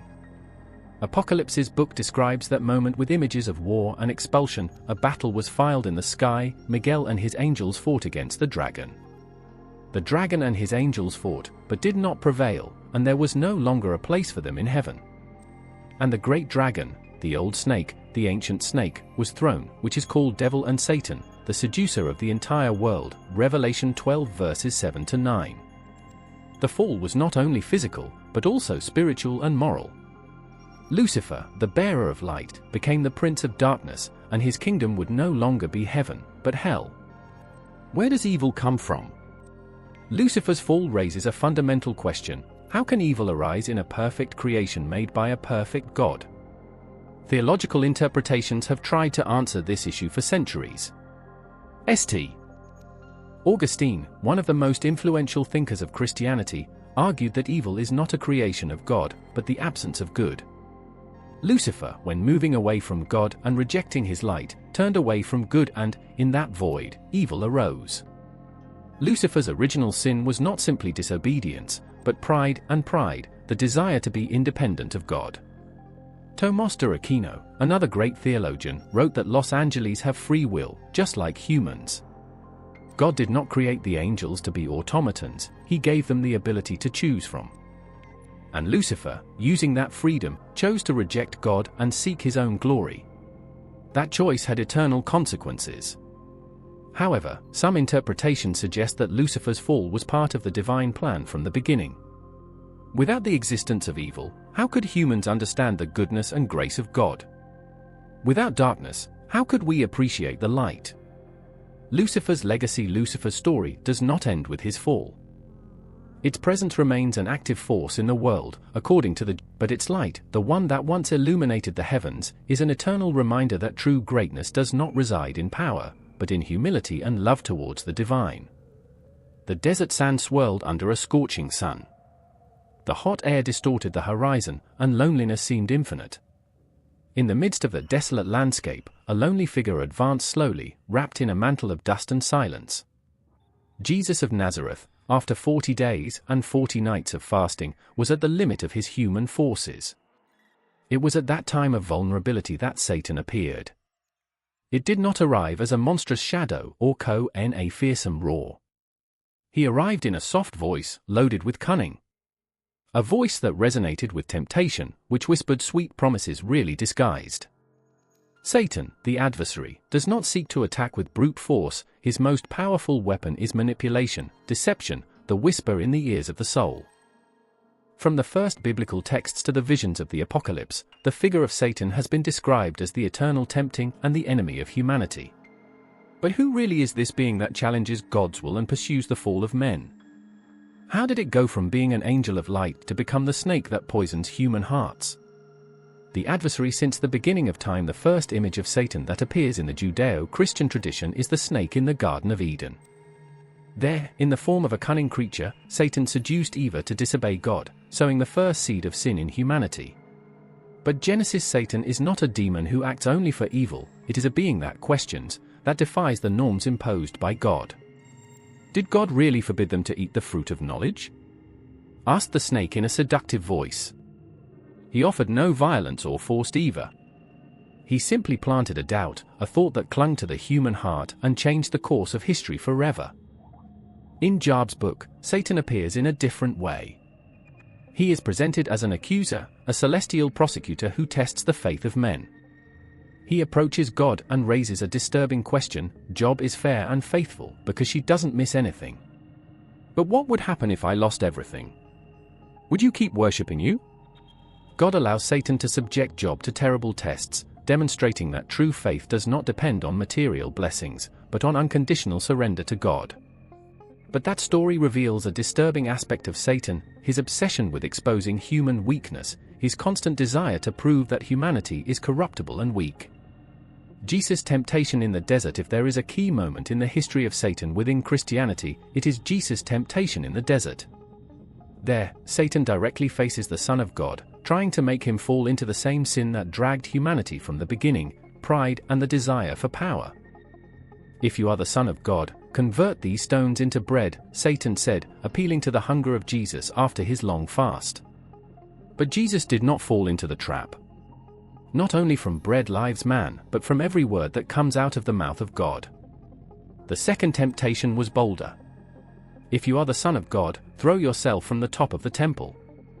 The angels will protect you. Satan appealed here to pride, the need to demonstrate power and divinity. But Jesus responded firmly, "You will not tempt your God." The third temptation was the most direct and dangerous.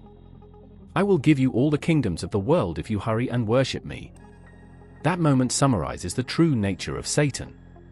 He does not seek to physically destroy, but corrupt the soul. He wants men, and even Jesus, to turn his back on God and kneel before him. But Jesus, with authority and firmness, rejected it. "Set from me, Satan, because it is written, to the Lord you will worship, and you will only serve him."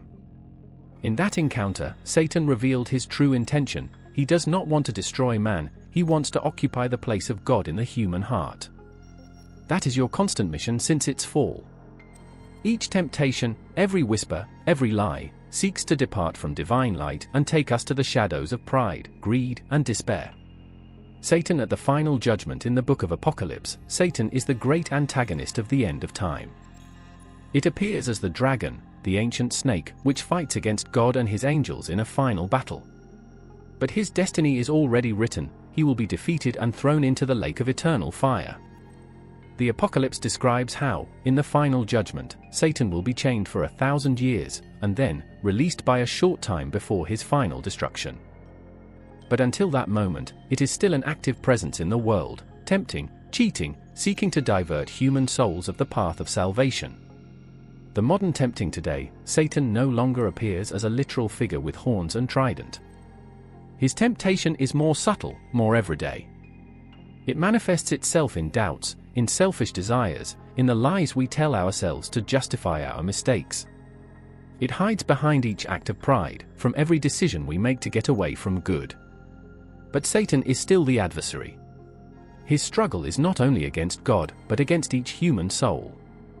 He does not seek to snatch our lives, but faith, hope, and love. But as in the desert, the answer is in our hands. We can choose to listen to their whispers, or we can choose the voice of God. The tempting will always be present, but the strength will also be to resist it. And in every heart that remains firm, which rejects lies and embraces the truth, the voice of Christ resonates once again, "Set off me, Satan." The night was dense and oppressive. A heavy air loaded with rancid smells wrapped the darkness, and the constant buzz of thousands of flies broke silence as an infernal choir. In that place, surrounded by pestilence and decomposition, an imposing figure was built, wrapped in shadows. His eyes shone like embedded embers and, around him, a swarm of insects followed him, as if they recognized his master. Beelzebub, the lord of the flies, had arrived. The figure of Beelzebub, one of the most feared names in demonology, is much more than a simple horror legend. It is the symbol of chaos, of corruption, of the soul that rots slowly under the weight of sin. But who really is this demon who has infused fear over the centuries? And why is your name associated with flies, pestilence, and death? The origin of Beelzebub, from God to demon. The name Beelzebub comes from the Hebrew word, Beelzebub, which means Lord of the Flies. In its origins, Beel was a deity venerated by the Canaanites, a god of fertility, rain, and agriculture. However, for the Israelites, Beel represented a false god and a direct threat to monotheism. The biblical prophets condemned Beel and their followers, describing him as an enemy of Yahweh. Over time, Beel's name became Beelzebub, a sarcastic mockery that degraded him to the lord of insects and rot. He was no longer a god of fertility, but a symbol of corruption and decline.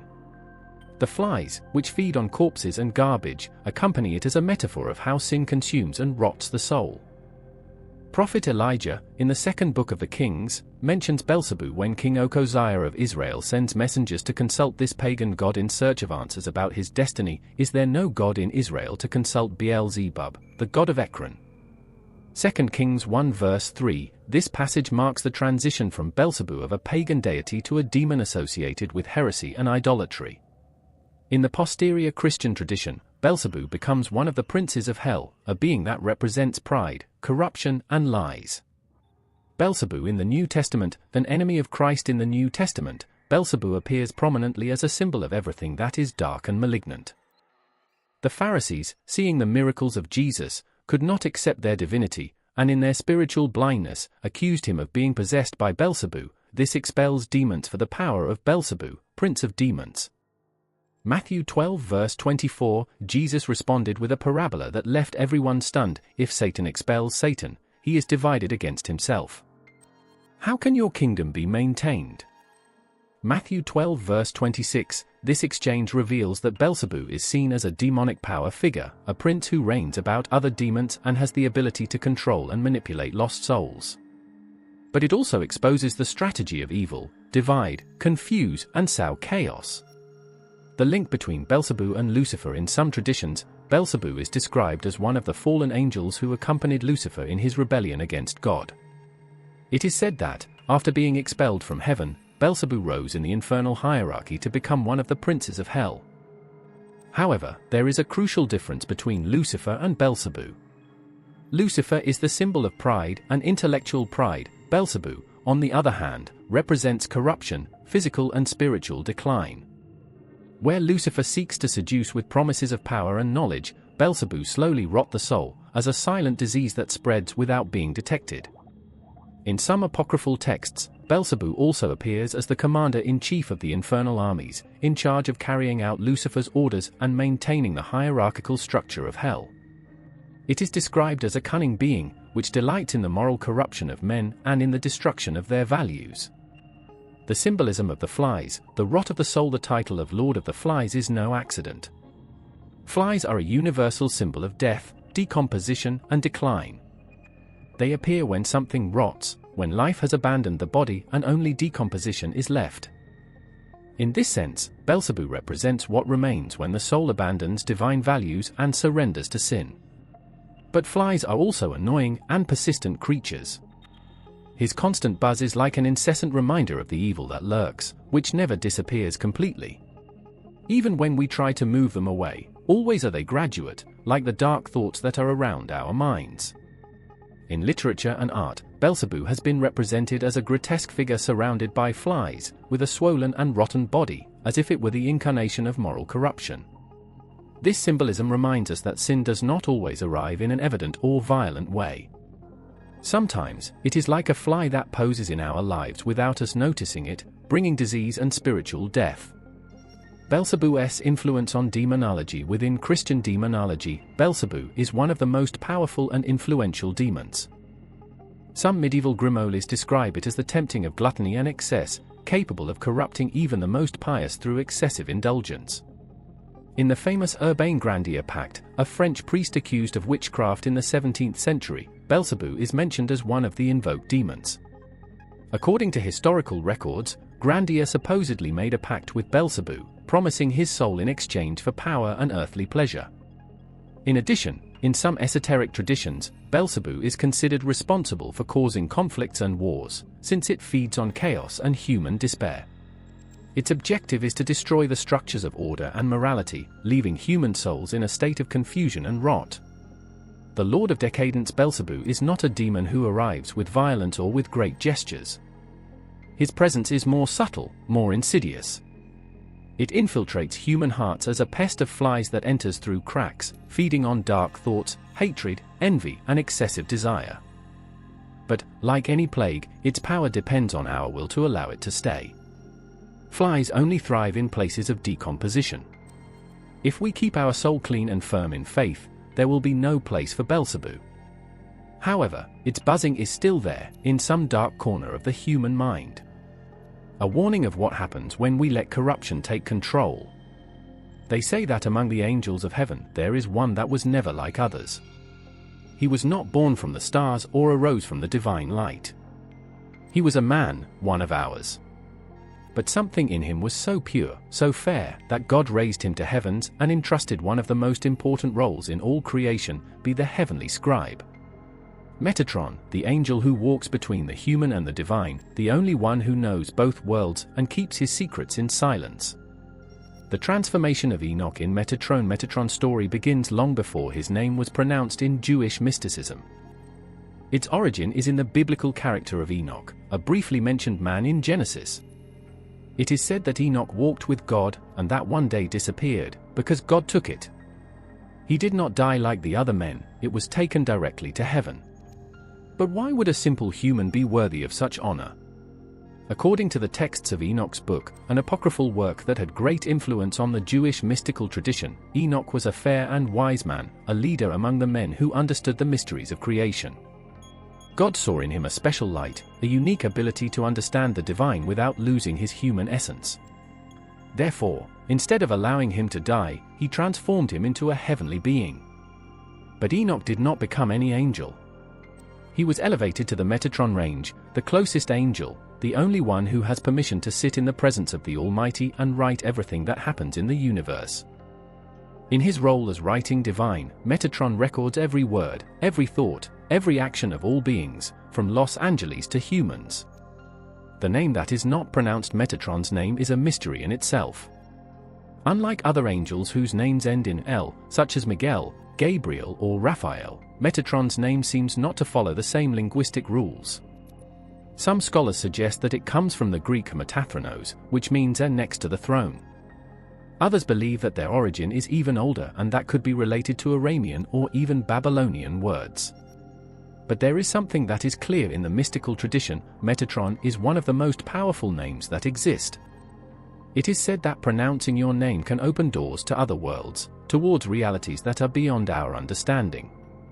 Therefore, in many traditions, his name remains a secret, and only the most advanced sages dare to mention it in their rituals.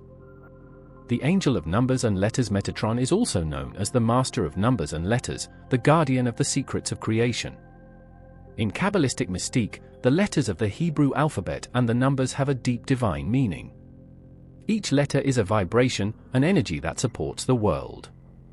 Metatron is the one who controls Ishtar's vibrations, who keeps the knowledge of how the universe was created through the divine word. According to tradition, Metatron is the angel who taught men the secrets of the Kabbalah, the ancient wisdom that reveals how the divine forces interact in the world. The Tree of Life, with its 10 Sephiro, is a reflection of the knowledge that Metatron possesses and only shares with those who are worthy of receiving it. In Kabbalistic texts, Metatron appears as the bridge between God and men, the channel through which divine wisdom flows to humanity. It is also the angel who carries human prayers to the throne of God, making sure that each word is heard. The figure of Metatron in Jewish mystique. In Jewish mysticism, Metatron is the angel who acts as a mediator between God and the material world. Many titles are attributed to him: the Prince of Heavenly Hosts, the Divine Scribe, the Guardian of Secret Knowledge. But perhaps one of the most fascinating is Little Yahweh. This title, which might seem heretical for some, reflects the proximity of Metatron with God. It is said that its light is so intense that even the most powerful angels cannot look directly. It is the only heavenly being that has permission to speak in the name of God and to interpret their mandates to angels and men. However, this power does not come without cost. Metatron is a lonely angel, away from others. His knowledge is so vast and his mission so sacred that he cannot mix with the other angels or descend to the human world as Miguel or Raphael do. His task is eternal: write, register, and protect the secrets of creation. Metatron and the creation of man. In some traditions, it is believed that Metatron played a crucial role in the creation of man. It is said that it was he who taught Adam the secret names of all things, giving him the power to understand and govern the world. It is also attributed to having taught Moses the mysteries of heaven during the 40 days he spent on Mount Sinai. According to some legends, when Moses went up to heaven to receive the Torah, it was Metatron who explained the deepest secrets of the divine laws. Moses was so amazed by the wisdom of Metatron that he confused him with God himself, until God clarified that Metatron was his scribe, but not his equal. Metatron's power and its relationship with humanity. Metatron has a special role in human life. It is said that he is the protector of children, especially those who die young. In some traditions, Metatron guides the souls of children to heaven and takes care of them until they are ready to enter the presence of God. It is also believed that Metatron is the angel that protects the wise and the righteous. Those who seek divine knowledge and who lead a fair life can feel the presence of Metatron as a light that illuminates its path. But its influence is not limited only to the living. Metatron also keeps the secrets of the beyond, and it is said that he is the angel who guides souls towards his final judgment. With his book in hand, he records every action, every thought, every word pronounced by men, so that nothing is hidden. But what happens when even the most faithful scribe begins to question what he writes? When the secrets you keep become too heavy, and the truths you know exceed the limits of what you can endure? How far is the loyalty of an angel who was once human? They say there is an angel who walks among us when the heart breaks into 1,000 pieces, when the soul feels empty and lost. It is said that, in the moments of greater despair, when love seems to have disappeared completely, Shamuel gently whispers in the ear of those who suffer. Not to solve your problems or erase your pain, but to remind you that love is never really lost. Shamuel, the angel of love, is the guardian of the purest emotions and the ties that unite us. Shamuel and the search for lost love. Shamuel is known as he who sees God, but his gaze is not limited to the divine. Shamuel sees human hearts with absolute clarity. It is able to perceive the cracks, the invisible wounds that we carry in silence. Does not judge or condemn. Just observe and take care. According to tradition, Shamuel has the mission of protecting love in all its forms. Not only romantic love, but also love towards oneself, towards family, towards humanity. It is the angel who helps us find peace in the midst of emotional chaos, to rebuild bridges that pride, fear, or sadness have collapsed. It is said that Shamuel is the one who brings together the souls that are destined to meet. But it is not a simple intermediary of relationships. Shamuel does not impose love, he guides it, nourishes it, protects him. Because true love knows no ace of force or imposition. Love is free, and Shamuel makes sure that it remains so. Shamuel's role in human emotions. Shamuel is deeply connected to human emotions. In a world where fear, resentment, and distrust seem to dominate, Shamuel works to remind us that love is the most powerful force of the universe. But unlike other angels that fight in heavenly wars or announce great prophecies, Shamuel's work is silent, almost invisible.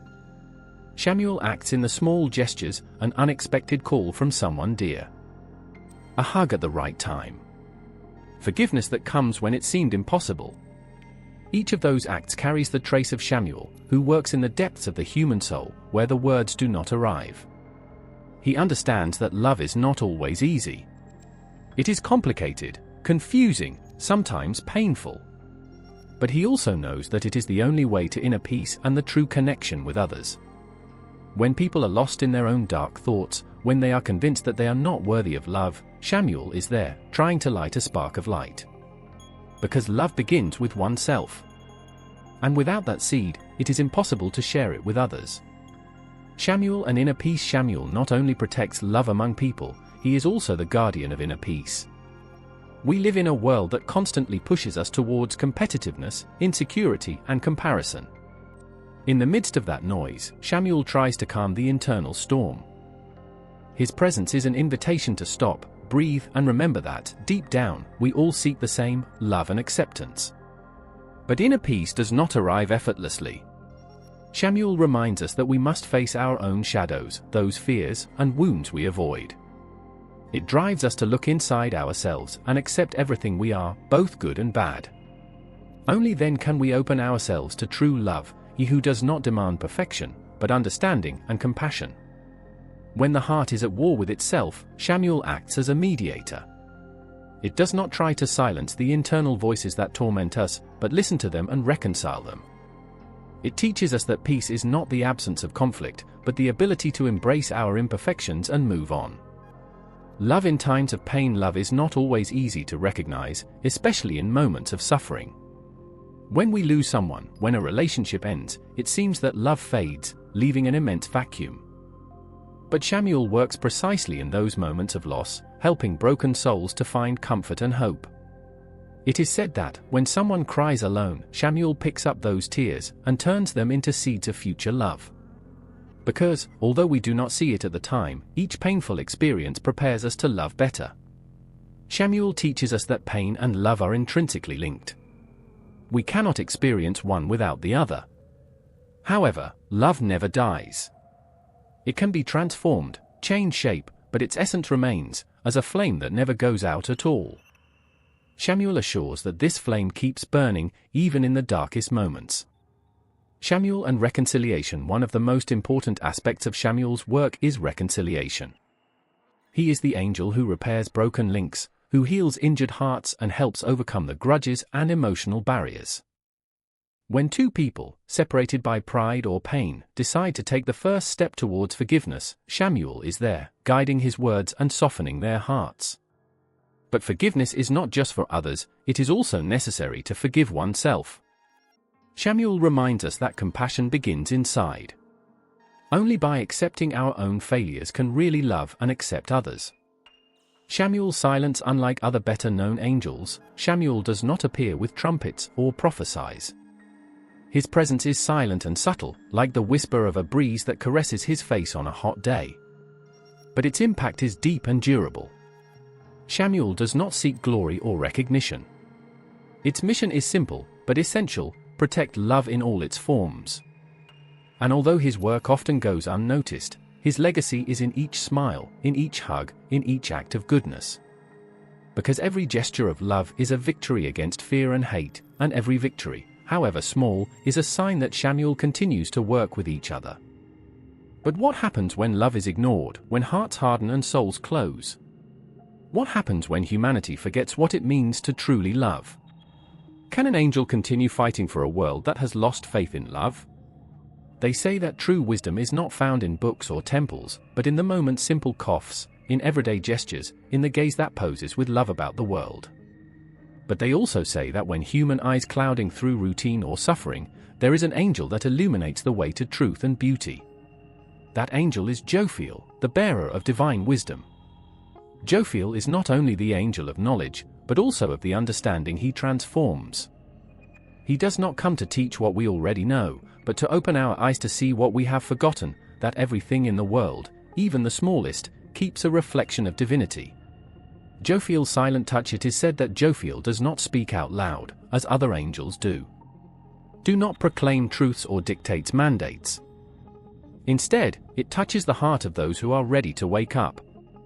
It is like the sun's ray that enters through a window at dawn, announcing a new day, but without imposing its presence. When someone feels lost in the darkness of the soul, it is Jophiel who lights the spark of inspiration. But his wisdom is not cold or distant, it is a warm wisdom, full of love, which invites you to see beauty in what seemed broken, in what was previously ignored.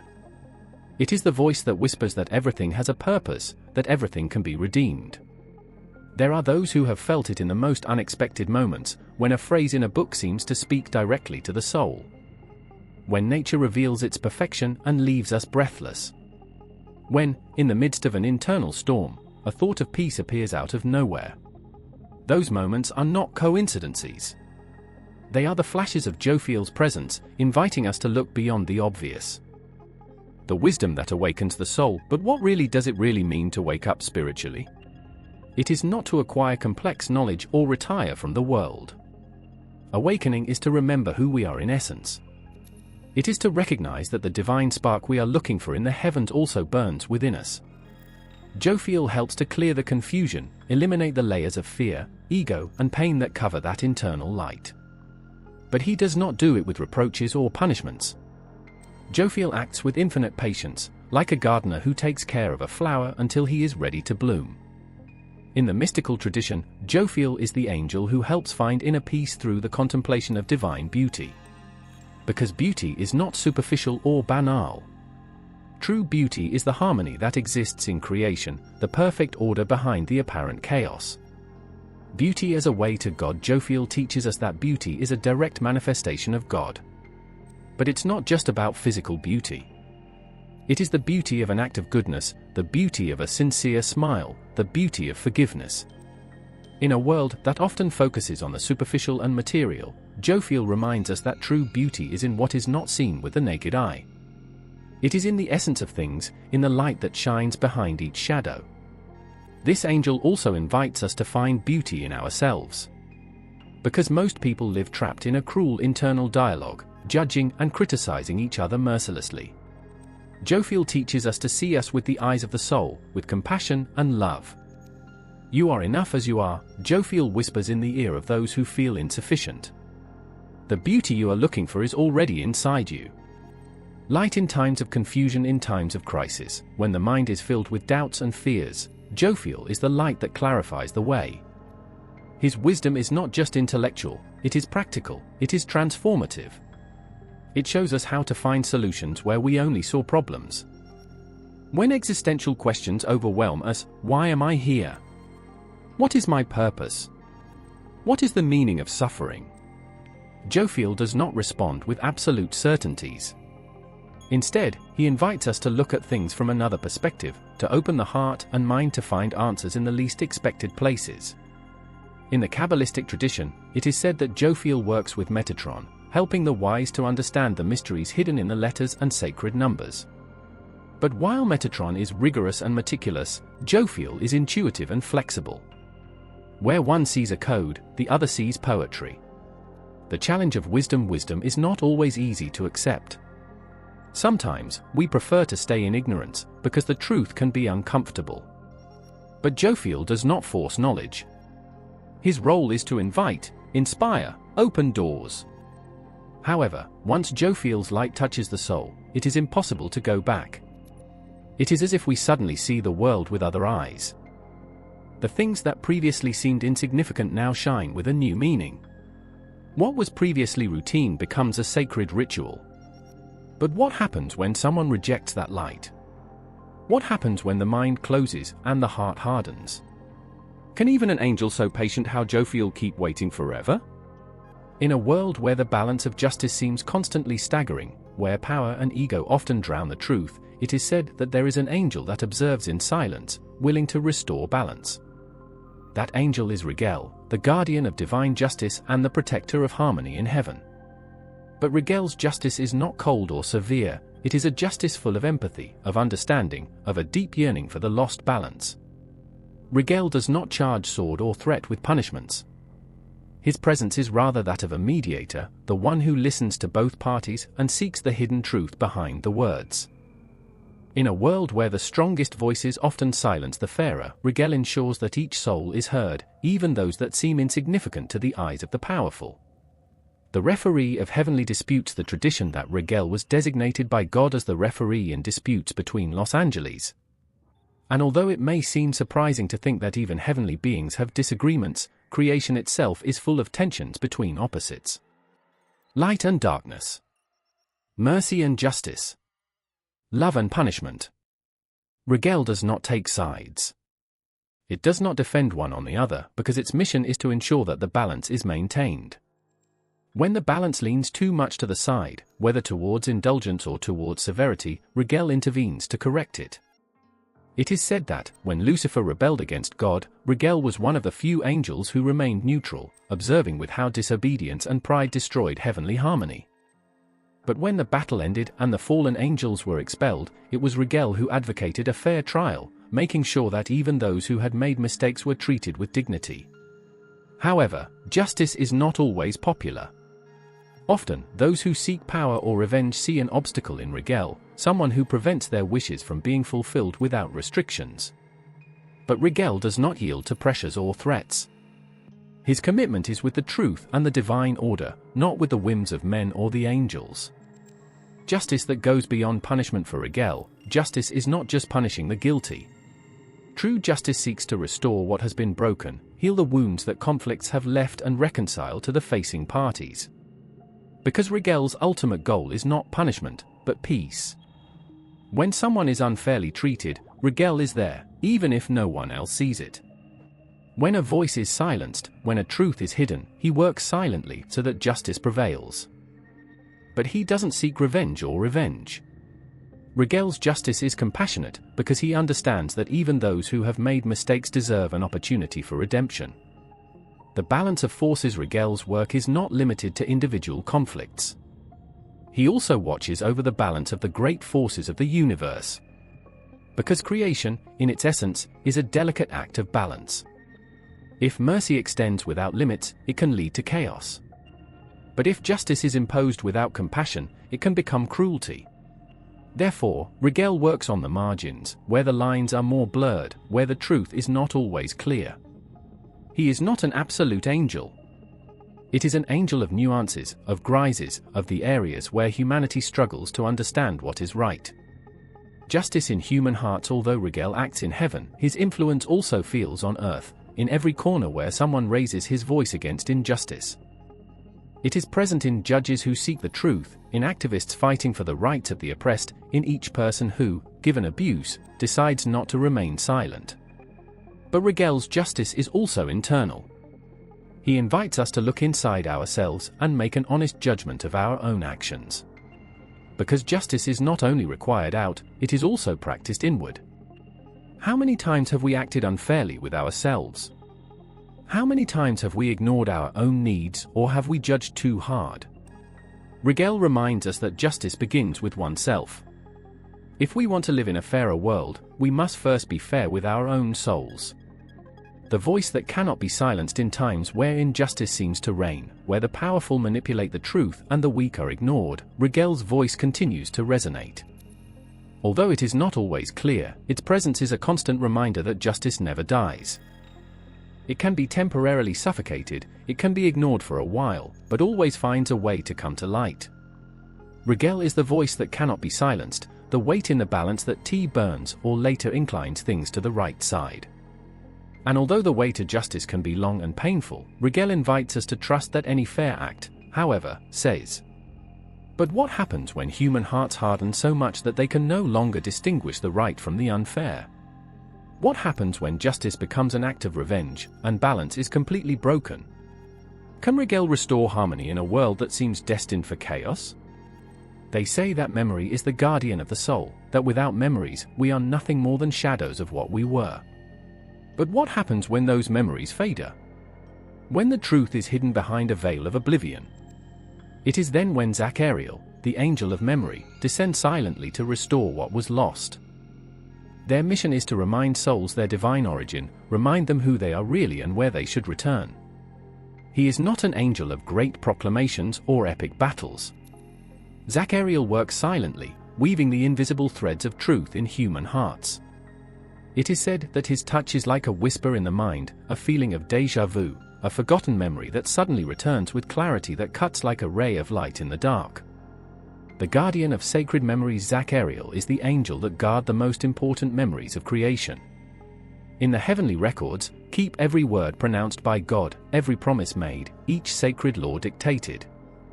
Your mission is not only to store those memories, but also make sure that the truth is never distorted. In a world where the truth is often manipulated, where stories are rewritten according to the interests of the powerful, Uriel struggles to maintain the purity of memories. Because memory is not just an act of remembering, it is an act of justice. Remembering is to resist oblivion, is to preserve the very essence of who we are. But Uriel not only keeps the divine memories, it also keeps ours.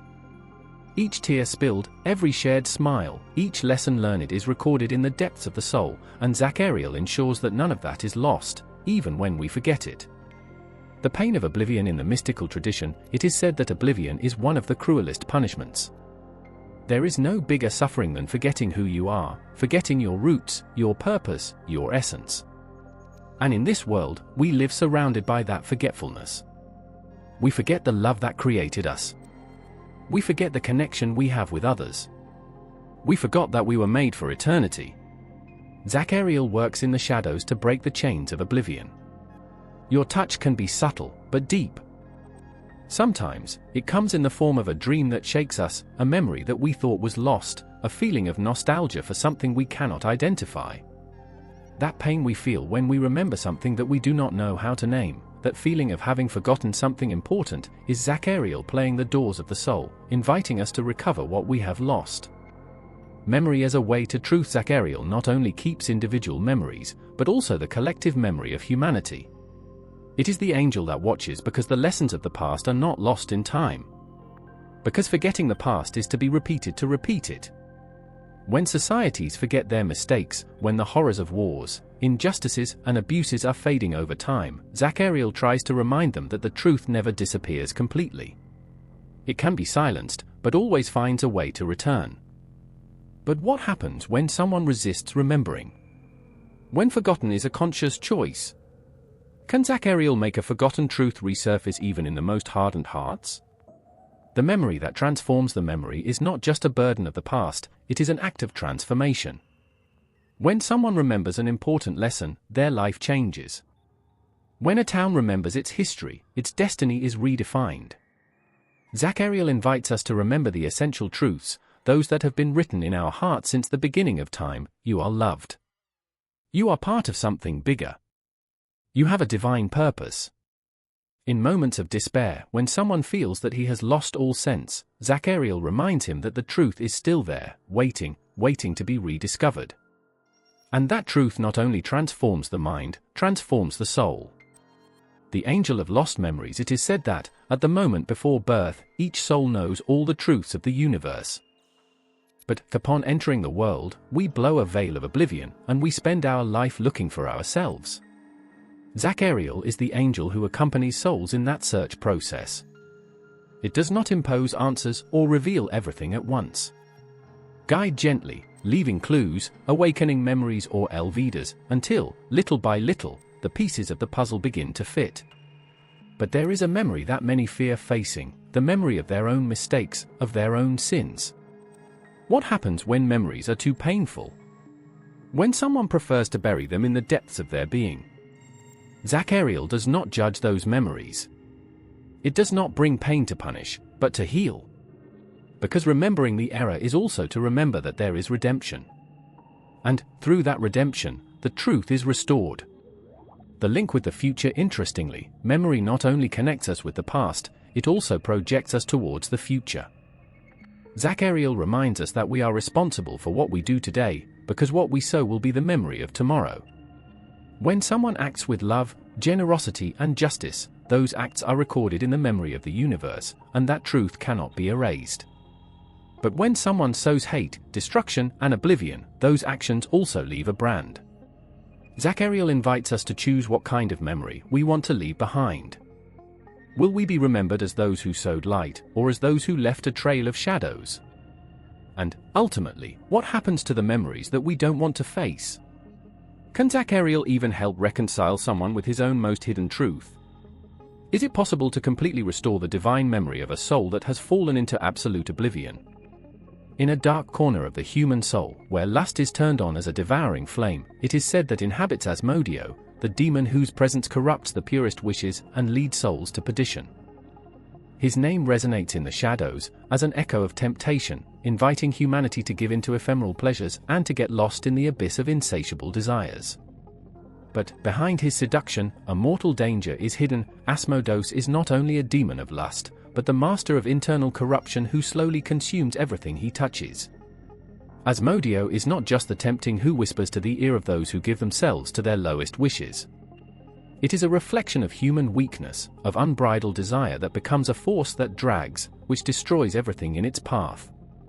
In the Judeo-Christian tradition, its figure appears linked to one of the 7 capital sins, the sin that consumes the will and leaves in its place an insatiable emptiness. The demon of lust, birth and origin in apocryphal writings and in medieval literature, Asmodio is described as the prince of lust. Its history is intertwined with those who, by yielding to their carnal wishes, lose control of themselves. In the Book of Tobias, Asmodio plays a crucial role, a demon that manifests itself as a destructive force, separating lovers and pushing them towards the disaster, showing them the face of darkness when they fall under their influence.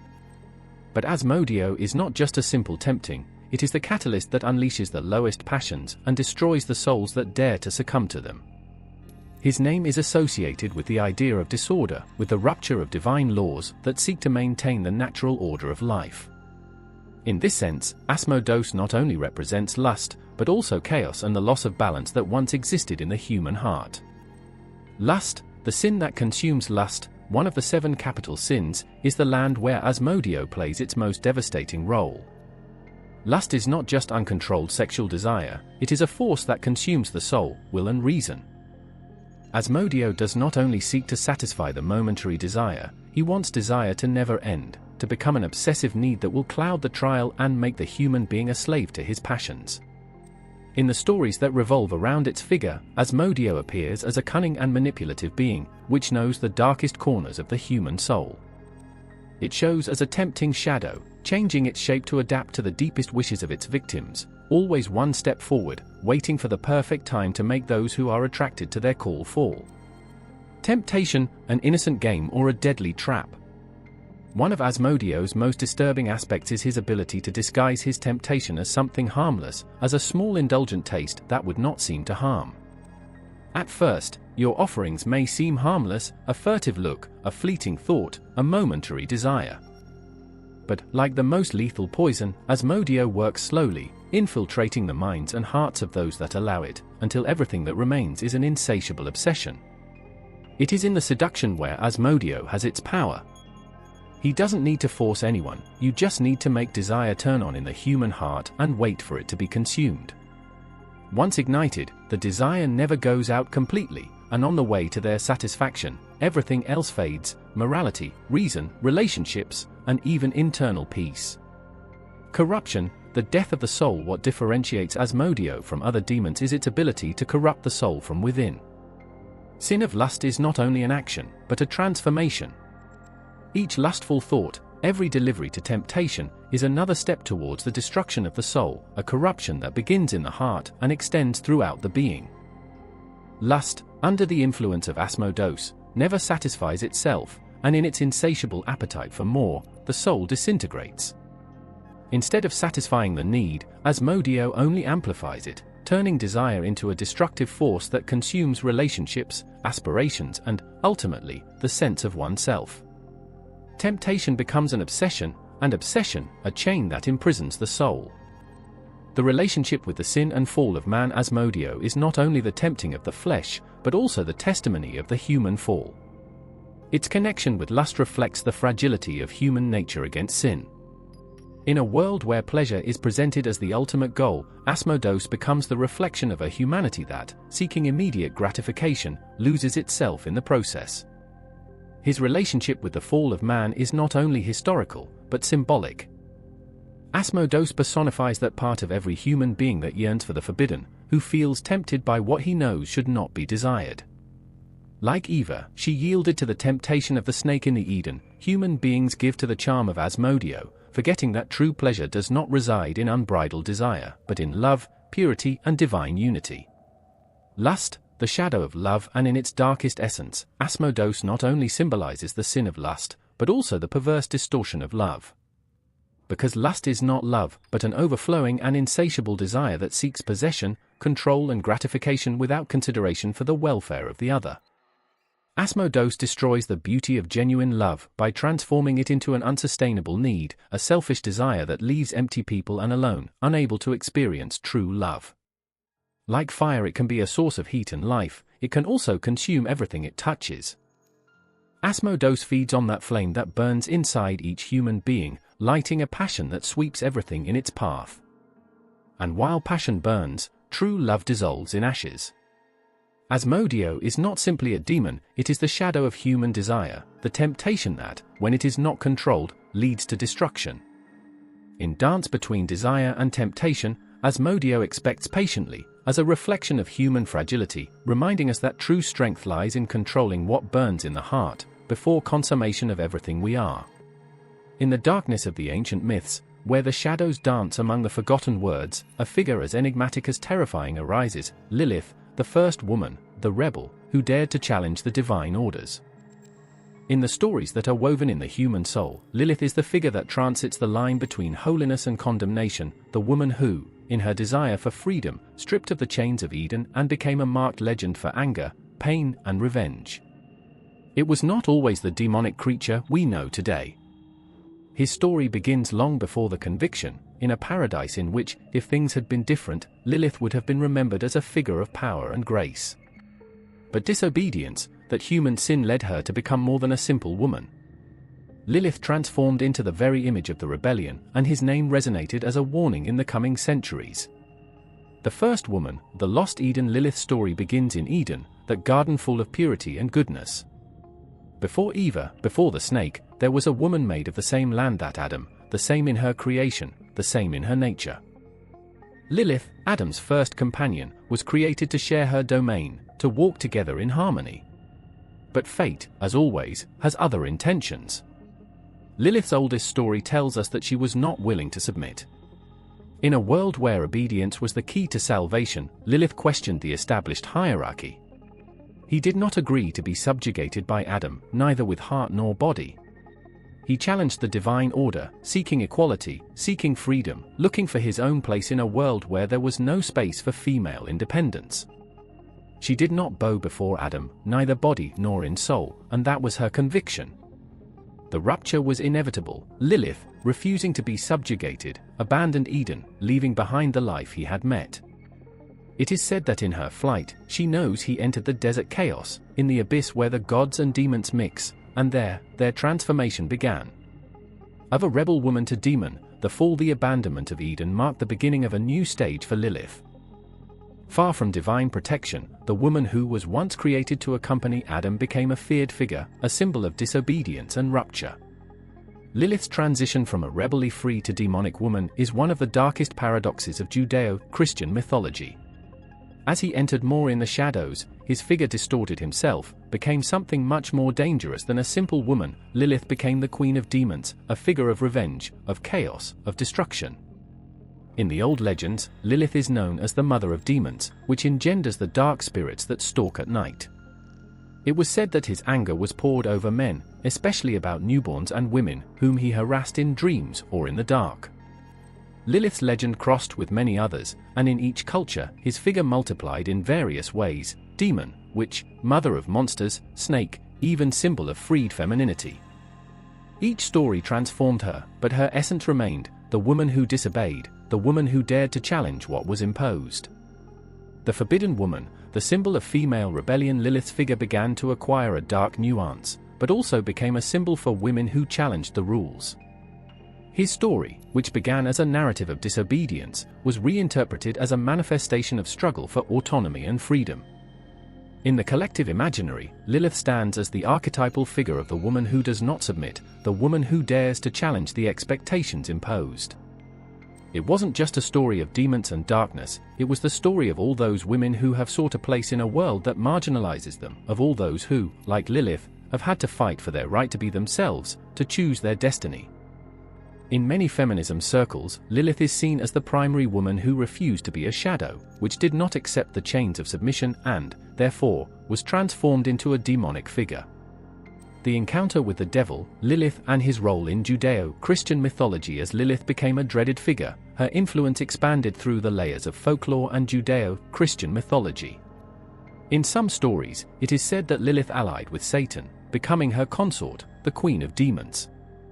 Together, they formed a dark front that represents the antithesis of divine creation, a force that challenges order and the well-established. Over the centuries, the figure of Lilith merged with that of the devil, becoming the very personification of temptation, chaos, and rebellion. It is possible that, over time, the name of Lilith has darkened even more for his association with evil and condemnation, but in his heart, he is still a symbol of independence and challenge. Lilith's demonization is not only a matter of religious conviction, but also a representation of how society has tried to suppress female autonomy, transforming rebel women into horror figures and chaos. The mother of demons, Lilith's legacy. In many cultures, Lilith is considered the mother of demons. It is believed that, as a consequence of her alliance with dark beings, she generated a multitude of demonic monsters and creatures. In this aspect, his figure takes on a double face, that of the mother who gives life, but to beings who represent chaos, temptation, and suffering. It is said that Lilith is responsible for nightmares, diseases, and disasters, since her offspring feeds on the darkness she created. However, at the bottom of all these legends, there is the underlying truth of Lilith, a woman who challenged the established order, who broke the chains and who, in the end, was condemned to live in the dark for her desire for freedom. If the story of Lilith has endured, it is because it remains a powerful image of the fight against submission, of rebellion against what is not fair, an echo that resonates in all those who, like her, seek to live in your own terms. In the heart of Lilith's legend there is a cry of freedom, a question that extends over the centuries. What happens when a woman dares to challenge the limits imposed on her? Through the demonization of Lilith, it seeks to suppress the answer, but in her silence and darkness, she remains a symbol of resistance, a reminder that freedom has a price, but also an unstoppable force. The rumble of battles is not only heard in the fields of war, but also in the invisible corners of the human spirit. In these invisible fighting, where the forces of good and evil face each other, a figure stands out above all, San Miguel, the Archangel Guerrero, who, armed with sword and faith, combat in the name of the light. Miguel has not only been a heavenly leader, but a powerful symbol of the eternal struggle between good and evil, a protector who guides and defends the faithful when the shadows of evil rise more strongly. Since ancient times, his name has resonated in prayers, in the songs, and in the hearts of those who have felt the need to defend themselves from the dark forces. In spiritual wars, San Miguel has not only been a protector of souls, but also a leader of the cosmic struggle between light and darkness, between divine justice and demonic corruption. San Miguel, the captain of celestial armies. The figure of San Miguel as a leader in spiritual battles has its roots in the Bible, particularly in the Apocalypse book. He is described as the commander of the heavenly armies, fighting the hosts of evil, headed by Lucifer. In this great cosmic battle, San Miguel is the protector, the warrior who not only fights, but expires with divine power. The conflict described in the Apocalypse is not only an event of the past, but also represents a continuous struggle in the spiritual field. San Miguel stands as the defender of the righteous, facing those who dare to challenge the heavenly order, protecting the kingdom of God and the human beings of the infernal forces that seek to destroy it. His sword, forged in divine justice, is a symbol of the triumph of light over darkness, of protection against evil that lurks in every corner of the world. The influence of San Miguel in Last Crusaders. The history of San Miguel as a celestial warrior has transcended writing and has influenced crucial events in human history. During the Crusades, when Christians embarked on a series of conflicts in the name of the faith, the figure of San Miguel was invoked by thousands of men fighting for the divine cause. He became the symbol of the defense of Christianity, a protector who fought with the Crusaders in his confrontation against the enemies of Christianity. In many battles, it was said that the soldiers carried their image in their banners, as a reminder that, beyond the swords and shields, the true battle was spiritual. San Miguel was considered the protector of the Crusaders, the heavenly warrior that granted them courage in moments of despair. In the battlefields, where death and chaos reigned, the Archangel Michael was seen as the lighthouse of hope, the protector who did not let evil prevail. His name was pronounced in the prayers of the soldiers before the battle, seeking his divine intervention so that the justice of his cause was backed by the celestial force.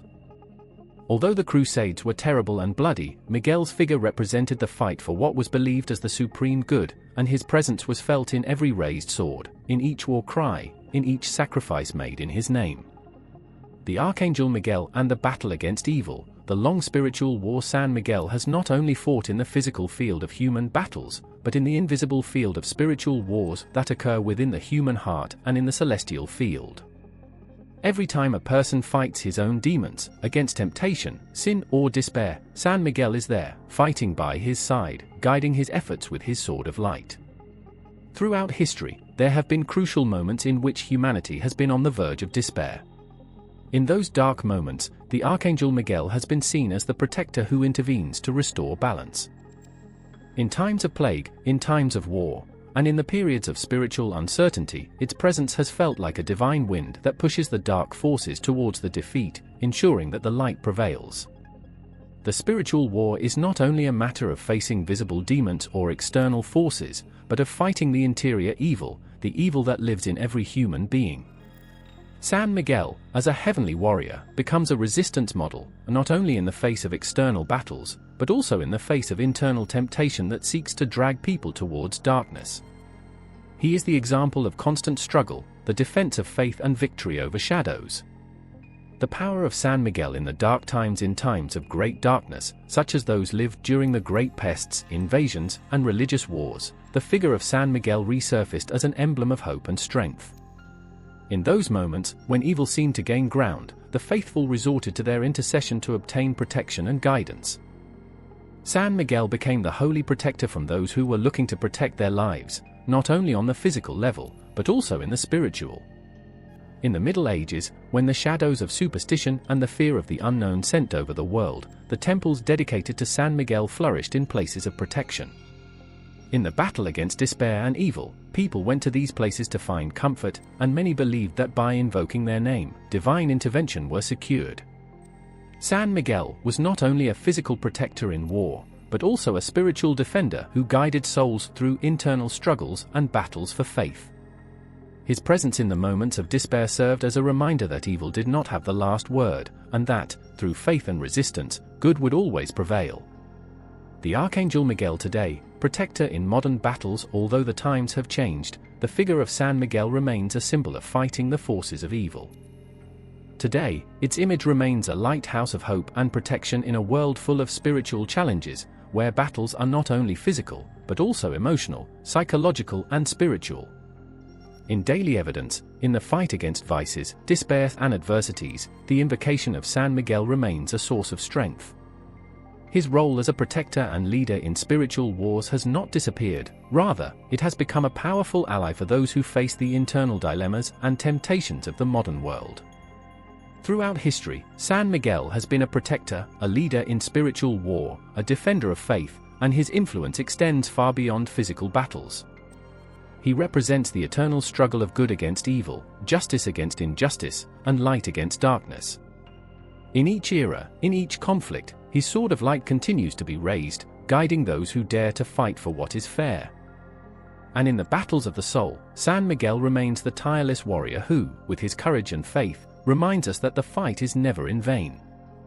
The figure of Gabriel crosses the borders of religions, emerging as a divine messenger who, with every word he pronounces, marks the destiny of men and nations. In Christianity and Islam, its presence is a bridge between the heavenly and the human, an ethereal being that, as a bearer of the divine word, becomes the voice of God himself.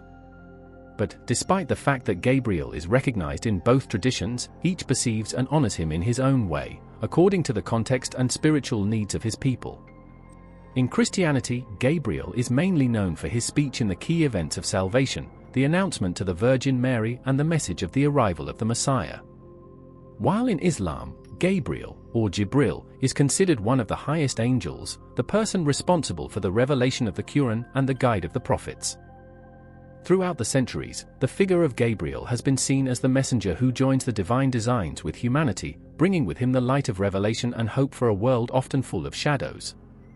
Gabriel in Christianity, the messenger of salvation. Christianity keeps Gabriel in his heart as the angel who brought the most sublime message of all, the announcement of the birth of Jesus Christ. In the Gospel according to Luke, Gabriel appears to the Virgin Mary, a humble young woman, and reveals the divine plan that will change the history of mankind. You will conceive in your belly and give birth to a son, whom you will name Jesus. This moment, known as the Annunciation, is one of the most important events in the history of Christianity. Gabriel not only conveys the news of a birth, but the fulfillment of the messianic prophecies, the arrival of a Savior who will free the humanity from sin. Gabriel's relationship with Mary is crucial in the Christian narrative. The angel appears at a time when the Virgin was alone and vulnerable, and with her message she prepares her to accept the transcendental role she will play in the history of salvation. The way Gabriel greets her, as full of grace, is a sample of the special blessing she has before the eyes of God, a recognition of her purity and her disposition to fulfill the divine will. At that moment, the archangel is not only the announcer of a good new one, but the guide of the divine will on earth. Gabriel, in Christianity, is more than a simple messenger. It is an instrument of God to prepare the path for the redemption of the human being. He acts as the link between the celestial kingdom and humanity, becoming the first being that brings the light of salvation to the world, a light that shines strongly through the words of its message. Gabriel in Islam, the angel of revelation in Islam, Gabriel, known as Jibril, plays an even more vast and transcendental role. Not only is the messenger of the Annunciation, but the main intermediary between God and the prophets. The transmission of the Quran to the Prophet Muhammad is attributed, revelation that would extend over more than 23 years, word for word, guide for all humanity.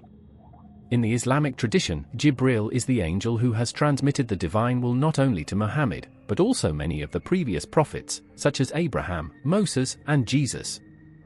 Gabriel's figure in Islam is from a tremendous authority. His revelation work, his proximity to the Prophet Muhammad, places him as one of the most important figures in Islamic theology. It is he who brings the final and complete message of God, and his role is not only that of messenger, but also that of protector and guide. In many Islamic stories, Jibril also shows himself as a majestic and respected being, which descends from heaven with a power that is unmatched on earth. His presence is a sign of God's closeness with humanity, and a reminder that the divine word has been revealed to guide men towards the truth. The revelation of the Quran is not only presented as a series of words, but as a sacred act of connection between the human and the divine. Gabriel, in his purity and power, not only conveys the words of God, but transforms them into law and guide, which are followed by millions of Muslims around the world. Each verse that Jibril brings becomes a light, a lighthouse of divine wisdom that illuminates the life of believers. The divine message through Gabriel, a link of faith despite the differences in stories and traditions, in both religions, the figure of Gabriel symbolizes God's closeness to man. In Christianity, his message is that of hope and salvation, while in Islam, its revelation establishes the rules of good living and direct connection with the divine. Gabriel is the driver of the sacred message, the being who, with his purity and his loyalty, never doubts to carry out God's will, no matter how great the task is. Both religions recognize Gabriel's importance not only as a messenger, but as a being that is so close to God that he is able to convey the truth in his purest and direct form. In Christianity, the revelation that Gabriel brings in the announcement is a message of love and sacrifice. In Islam, its Quran transmission is a complete guide to live a straight and fair life. However, in both cases, Gabriel is the link between divinity and humanity, and his figure remains a reminder that divine paths are never closed for those who seek the truth. Gabriel, the eternal messenger in the history of faith. Gabriel's influence has endured over the centuries, not only as an angel who played a crucial role in the past, but as an eternal symbol of the power of divine revelation. His presence in Christian and Muslim history is a testimony of the unwavering link between the celestial and the earthly. In a world full of uncertainties and evidence, Gabriel is a reminder that the Word of God remains the highest guide, carried by a pure, immortal and infallible being. His role as the divine messenger is God's answer to the deepest questions of humanity: what is right? How should we live? Through Gabriel, the answers have arrived, and will continue to arrive, with the same clarity and strength with which they reached the beginning. The archangels, those celestial beings of glowing light, have been the protagonists of some of the most moving and transcendental works of art in history. His image, as guardians of humanity and messengers of God, has been immortalized by the great artists over the centuries, from the Middle Ages to the Renaissance.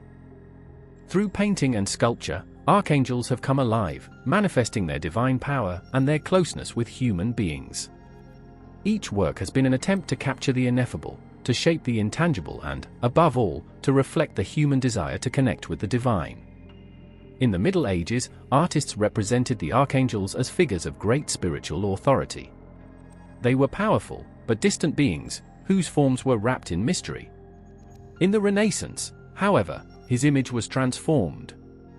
The divine light that surrounded them began to have more color, more life, and the human proportions that surround them reflected their connection with the earthly world. It was a radical change, an opening of the heavens towards the earth, in which the archangels stopped being only abstract symbols to become tangible figures, almost at the reach of the viewer's hand. Art in the Middle Ages, archangel as a heavenly symbol. During the Middle Ages, art had a deep connection with spirituality. The representation of the archangels was loaded with a powerful symbolism and a unique spiritual intensity. At that time, the archangels were seen as messengers of God who communicated the divine will, so their figures were always great, almost unattainable, and they were given an iconographic representation that transmitted reverence and distance. Gold, heavenly light, immense wings, and serene but firm faces were common elements in the representations of the archangels. These images not only serve to tell sacred stories, but to convey a message from the divine and the eternal. Medieval art was often focused on the church and the transmission of religious messages. Therefore, the archangels, especially Miguel and Gabriel, were represented in the frescoes, stained glass windows, and the altarpieces of the churches and cathedrals. In the final judgment of the famous Church of San Miguel in France, San Miguel appears with a balance, ready to weigh the souls of the dead, an austere figure, almost without emotion, because divine mercy is above any feeling human. His image is surrounded by a golden glow, which reinforces his heavenly character and his connection with the divine kingdom. Gabriel, on the other hand, was represented as the angel of the Annunciation. In works such as Simone Martini's Announcement, Gabriel descends from the sky in a brilliant glow, with an elegant robe and wings that seem made of the same divine light. His expression is serene and firm, but above all, full of the gravity that his message implies. The angel of the Middle Ages was not a figure of closeness or tenderness, rather, he was seen as an intermediary of the divine judgment, a being that emanated solemnity and an unattainable distance. Renaissance, archangels in human light. With the arrival of the Renaissance, a radical change began to make visible in artistic representations. The Renaissance brought with it a new appreciation for man, nature, and beauty, which was reflected in the way in which artists began to represent the archangels. Now, the angels were not only divine messengers, but beings that also represented human perfection in their beauty, grace, and balance.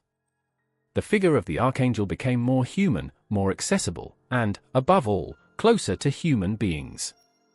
The light that surrounded them was no longer abstract, he became real and tangible, illuminating each fold of his clothing or brightness in his eyes. One of the most iconic works of the Renaissance is the Annunciation of Leonardo da Vinci, where Gabriel is represented as a young angel with an expression full of serenity and grace. Here, Gabriel is not a distant figure, but is presented as a close being, full of human softness, with a serene beauty that is combined with divinity. His delicate face is the reflection of the sweetness with which he carries the divine message. The play of lights and shadows, typical of the Renaissance, gives an air of realism, causing the viewer not only to see an angel, but also feel it as one more person. The painter Raphael, also known for his wonderful works by angels, in his Madonna del Grande Duke, presents an archangel that is both angelic and human. The wings of this archangel are of an almost ethereal softness, while his face reflects a warm humanity very different from the rigid and distant representation of medieval angels. Raphael's archangels seem to have stripped their mystery and majesty, becoming light figures that invite to be seen and admired in their total beauty. The sculptures of the archangels, monuments to the celestial force, the Renaissance also witnessed a deep evolution in sculpture. The archangels were represented not only in the painting, but also in magnificent sculptures that captured the majesty and the strength of these heavenly beings. One of the most impressive examples is the sculpture of San Miguel of the Donatello school, where the archangel is carved in marble with an expression of absolute power. In this work, Miguel shows himself as a young warrior who not only fights evil, but inspires him with the strength of his faith and divine determination. His body is elegant, but his muscles also reflect the strength and courage necessary to face the hosts of evil. Another notable example is the sculpture of San Miguel de John Lorenzo Bernini, which captures the moment when the archangel expires Satan. The sculpture, located in the Church of San Pedro, not only shows the classic beauty of the Renaissance, but also reflects the intense spirituality of the time. The angel is shown in full movement, with a sword in hand, like a celestial warrior who does not hesitate to fulfill the divine will. The legacy of the archangels in art through painting and sculpture. Archangels have not only been represented as heavenly beings, but as symbols of the divine in the human world. The works of art that immortalize them have been vehicles through which human beings have tried to understand the mystery of the divine and heavenly intervention. From the Middle Ages, where the archangels were beings of distant light, to the Renaissance, where they became more human and close, art has allowed humanity to experience the beauty and greatness of these divine messengers. Through the centuries, the images of the archangels remain a lighthouse of spiritual inspiration, an invitation to connect with the eternal, the sublime and the sacred. Music has been one of the most powerful ways throughout history to express the divine and the celestial, and the archangels, with their divine presence, have been a continuous source of inspiration for composers who have sought to convey the majesty of the sacred through musical notes. In each song, in each melody, the archangels have not only been represented as heavenly beings that protect and guide, but as beings whose very essence embodies universal harmony, the perfection of divine creation. In the churches, sacred music has played a fundamental role in worship, and the archangels have been invoked in hymns and songs to symbolize heavenly light and divine power. Every time the archangels are mentioned in the liturgy, music becomes a bridge between man and heaven, where sound becomes a reflection of divine glory. From the Gregorian songs to the great classical compositions, the archangels have been the protagonists of a series of works that seek to pay tribute to their divine presence. The archangels in sacral music, the heavenly song liturgical music, traditionally used in churches and cathedrals, became a perfect means to evoke the presence of the archangels. For centuries, the liturgy was accompanied by Gregorian songs and other compositions that described spiritual battles and moments of revelation. The archangels, such as figures of power and protection, became recurring symbols in the compositions that sought to reflect the greatness of God and its celestial court. The hymns dedicated to the archangels are often loaded with reverence and solemnity. In the Catholic liturgy, for example, the Feast of San Miguel Archangel, held on September 29, is accompanied by hymns and special songs that highlight Miguel's role as protector and celestial warrior. One of the best-known hymns is O Exultet, who sings the victory of light over darkness and, often, is interpreted with an intensity that reflects the presence of the archangels in spiritual battles. One of the most prominent figures in sacral music that is related to the archangels is the German composer Johann Sebastian Bach, who, although he did not specifically compose for the archangels, used his music to invoke the divine.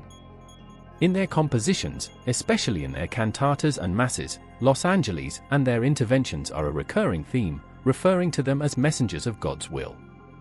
Ludwig van Beethoven, another giant of classical music, composed one of the most famous works dedicated to the heavenly Missa Solemnis, in which the figure of the angel is reflected in the moments of purity and transcendence. Beethoven incorporates in his music the idea of the struggle between good and evil, the same spiritual conflict where archangels play a vital role, and their compositions reflect the hope and redemption that these heavenly beings bring to the world. Giuseppe Verdi, with his Requiem, also evokes the presence of angels in the context of life after death.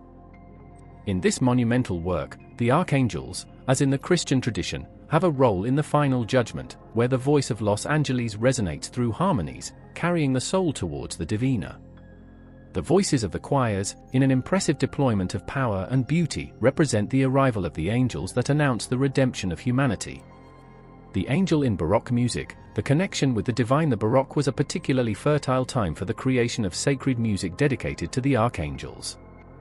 The splendor of this era resulted in great compositions that tried to reflect the heavenly magnificence, and the archangels, as beings of great power and beauty, were a constant source of inspiration for the composers of the time.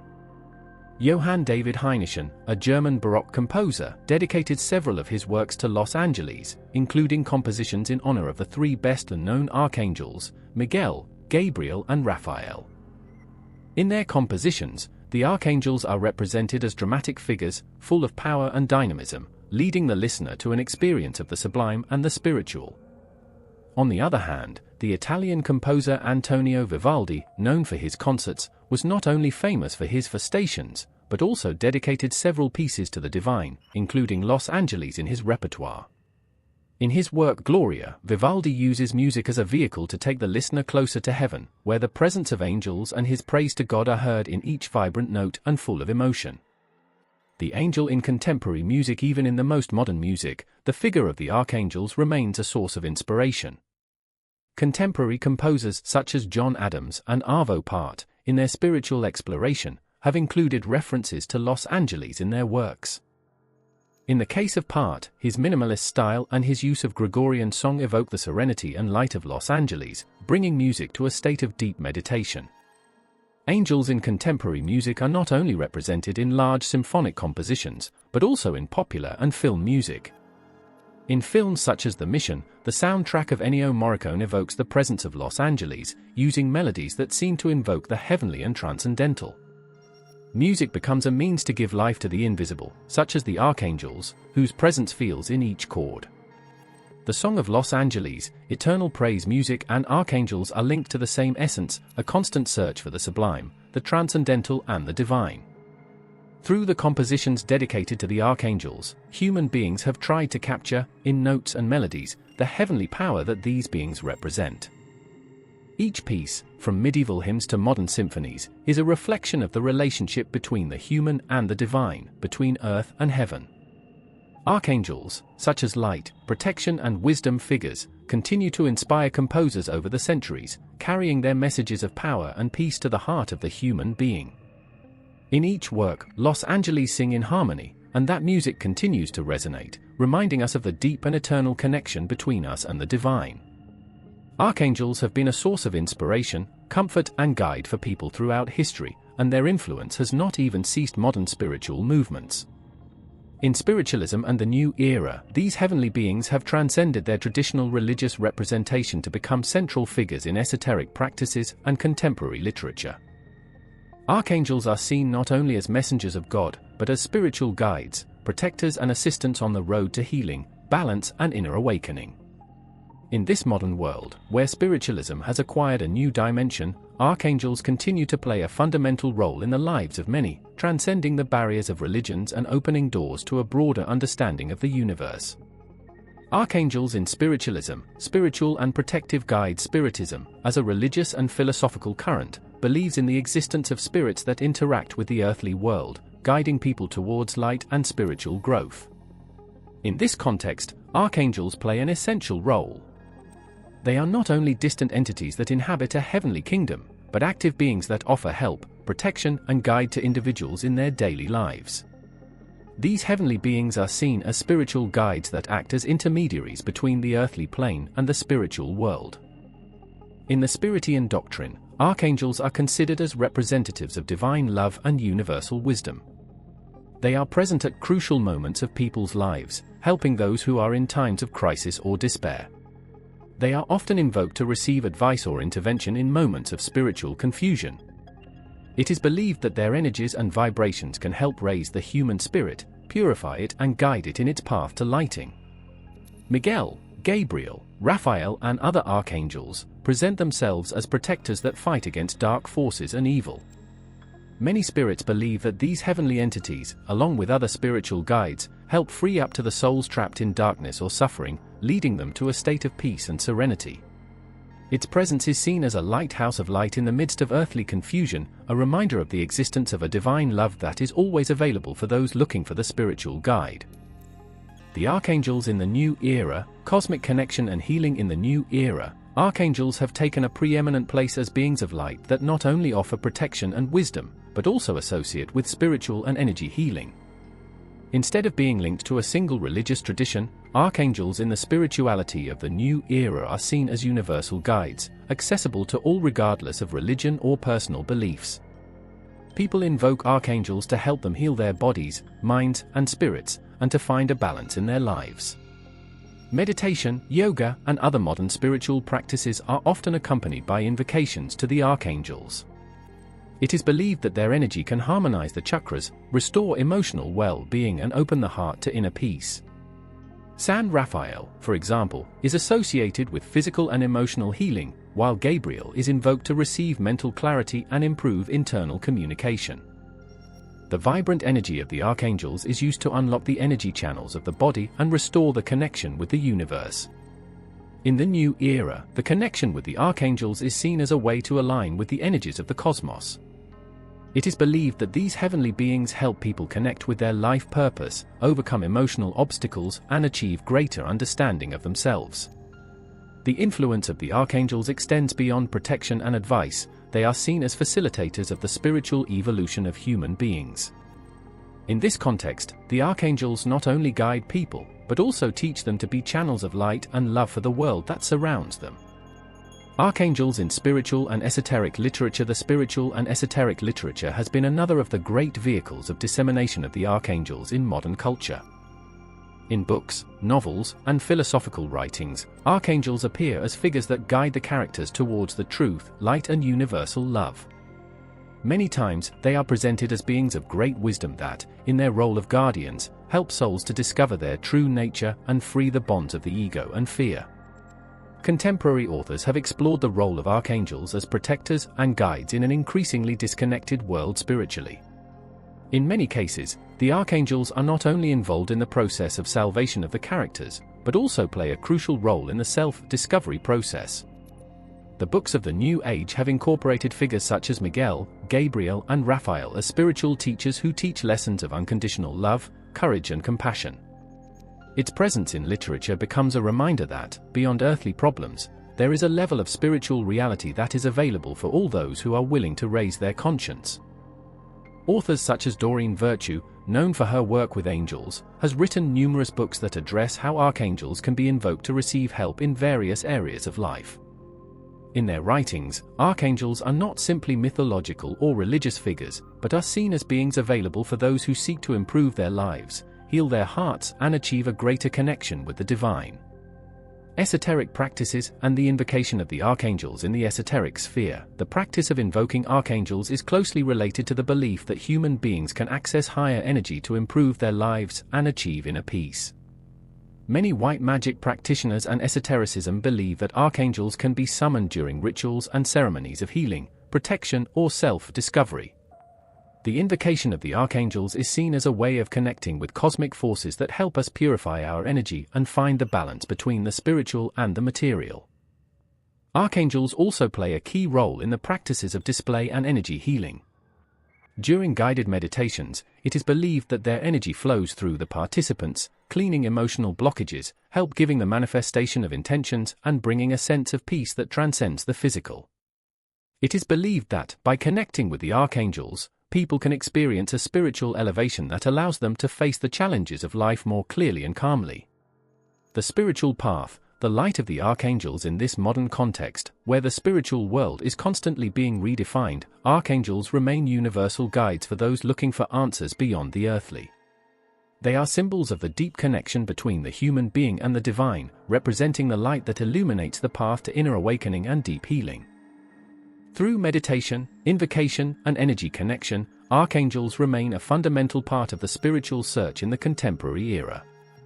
The archangels remind us that, although the material world offers us challenges, there is a kingdom beyond the tangible, one where the light, love, and divine wisdom guide each of our steps towards a more full, more balanced, and more aligned existence with the universal truth.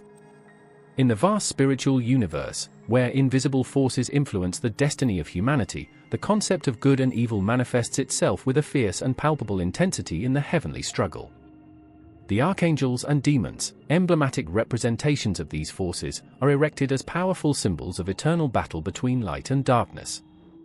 Throughout the centuries, the biblical, mythological and spiritual narratives have painted this struggle as a cosmic confrontation that affects both the heavenly and earthly world. Imagine a vast battlefield, where the forces of light face the shadows. At one end, the archangels, with their bright wings and their divine wisdom, fight to maintain order, justice and love. In the other, demons, the fallen creatures of the heavenly kingdom, symbolize chaos, temptation and corruption. This eternal battle is not only physical, but also spiritual, a war that reflects the internal conflict that many experience, between following the light of morality and giving in the shadows of dark desires. The archangels, light, wisdom and protection. Archangels are the forces of the good personified. In their role of protectors and guides, they act as emissaries of the Creator, struggling tirelessly against the forces of evil that threaten the balance of the universe. Miguel, the leader of the archangels, embodies the light that dissipates darkness.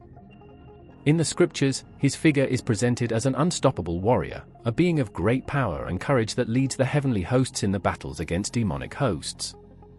His sword shines with divine justice, and his mission is to restore order, protect humanity and eliminate evil from the face of the earth.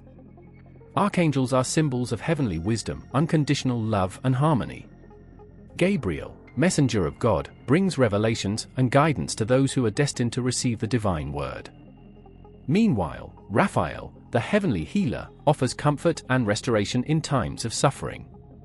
Together, the archangels embody the constant struggle for the well-being of the human soul, a reminder that light always has the ability to overcome darkness, however intense this is.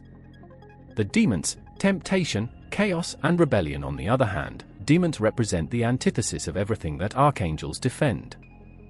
They are beings that, at some point, were part of heavenly grace, but fell into sin, in rebellion against divine will. Lucifer, the best known of all fallen angels, symbolizes pride and the desire to be able to challenge God. His fall, and that of the angels who followed him, is the beginning of the struggle between good and evil in the spiritual kingdom. The demons are forces that seek to corrupt, tempt and drag souls towards the dark. Each of them represents an aspect of human nature that, when it is not controlled, can take the human being along the path of sin. Satan, with his cunning and persuasion, tempts people to move away from divine righteousness. Beelzebub, the lord of lust, seeks to feed carnal and selfish desires. And Asmodeus, the demon of anger and revenge, encourages violence and chaos. These beings are presented as entities that, through their temptations, divert the souls of their divine purpose, leading them to perdition. The celestial struggle, the battle between light and darkness. The struggle between archangels and demons is not just a physical war that is fought in heaven. It is a spiritual conflict that also manifests itself in people's daily lives. Guardian angels, who represent light and love, guide human beings through their internal struggles, helping resist the temptations that demons try to put on their way. In this sense, archangels are the champions of the soul, fighting the dark forces that wish to corrupt. On the other hand, demons infiltrate human hearts, sowing discord, doubt and despair. At the time of greatest vulnerability, when people are far from their faith and their purpose, demons take the opportunity to sow chaos and further away from light. The struggle is not only external, but it is fought within each individual. Will you follow the path of light, which takes you to peace and truth, or you will give in the shadows, which will guide you by a path of destruction? The boundary between light and darkness, the human free will. The battle between archangels and demons is also deeply linked to the free will of the human being. It is this power of choice that makes the fight even more intense and significant. Each decision made by a person can be influenced by the light of the archangels or by the shadows of demons. In every thought, word, and action, the human being faces the option of following a path of virtue or giving in to temptation. The archangels, with their protection and wisdom, strive to guide people towards the light, but the ultimate decision always falls on each individual. This game of lights and shadows reflects a duality that is both cosmic and personal. The presence of the archangels and demons in people's lives is a constant reminder of the internal struggle that each one faces. Will we be guided by the wisdom of light, or will we fall under the destructive power of darkness? The struggle between good and evil, represented by the archangels and demons, is the reflection of this eternal question, one that each human soul must answer in their own time. In this heavenly conflict, archangels are the guardians of light, struggling to preserve order, truth, and justice. The demons, meanwhile, seek to immerse the world in chaos and darkness, tempting us with their empty lies and promises. But, in the end, the true power of this battle lies in our ability to choose from. Each human being has the opportunity to decide what force will guide his life, and in that choice is the eternal destiny of his soul. From the beginning of time, an invisible war has been freeing, a conflict that not only affects heaven, but also human souls. In the Christian tradition, the spiritual war is presented as a constant struggle between the forces of good, represented by the archangels, and the forces of evil, represented by demons. This battle is not only a matter of beginning and end, of a definitive victory over the other part, but an eternal war, which develops at every moment, in each thought, in each choice. Imagine for a moment that the battlefield is not alone in heaven, but within yourself. In your mind, in your heart, constant battles are fought between the desire to do good and temptation to give in to the dark. Every day, the forces of good struggle to stay in the path of virtue, while the forces of evil whisper to you, seeking to depart from your true essence. This spiritual war is the very essence of human experience. The long battle between good and evil in the Christian scriptures, the spiritual war begins with the rebellion of Lucifer, who, being an angel of great power and beauty, rebelled against God. His fall, and the consequent fall of those angels who followed him, marked the beginning of an endless conflict. Lucifer, transformed into Satan, and his demons are erected as the forces of evil, always looking to corrupt and destroy what is pure and divine. In contrast, the archangels, such as Miguel, Gabriel, and Raphael, are the emissaries of good, those who fight to preserve the divine order and guide souls towards light. In this eternal conflict, the human being is in the center of the battle. Each human life is a battlefield, every thought a victory or a defeat. The archangels, with their light and wisdom, act as guides, protecting the faithful, but the enemy is always on the prowl, waiting for the moment of vulnerability to sow doubt, fear, anger, and lust. The spiritual struggle, beyond the visible. This war is not only physical or visible, it is a spiritual war that affects thoughts, emotions, and inner life. The archangels not only fight in heaven, but also intervene in people's hearts, guiding them towards inner peace and the connection with God. Meanwhile, demons try to sow chaos in every corner of the soul, creating internal conflicts, causing the division between the body and the spirit. In the Christian tradition, prayer and faith are weapons main to face this war. It is in communion with God, in the constant search for virtue and resistance to temptations of evil, where the keys to winning this fight are found.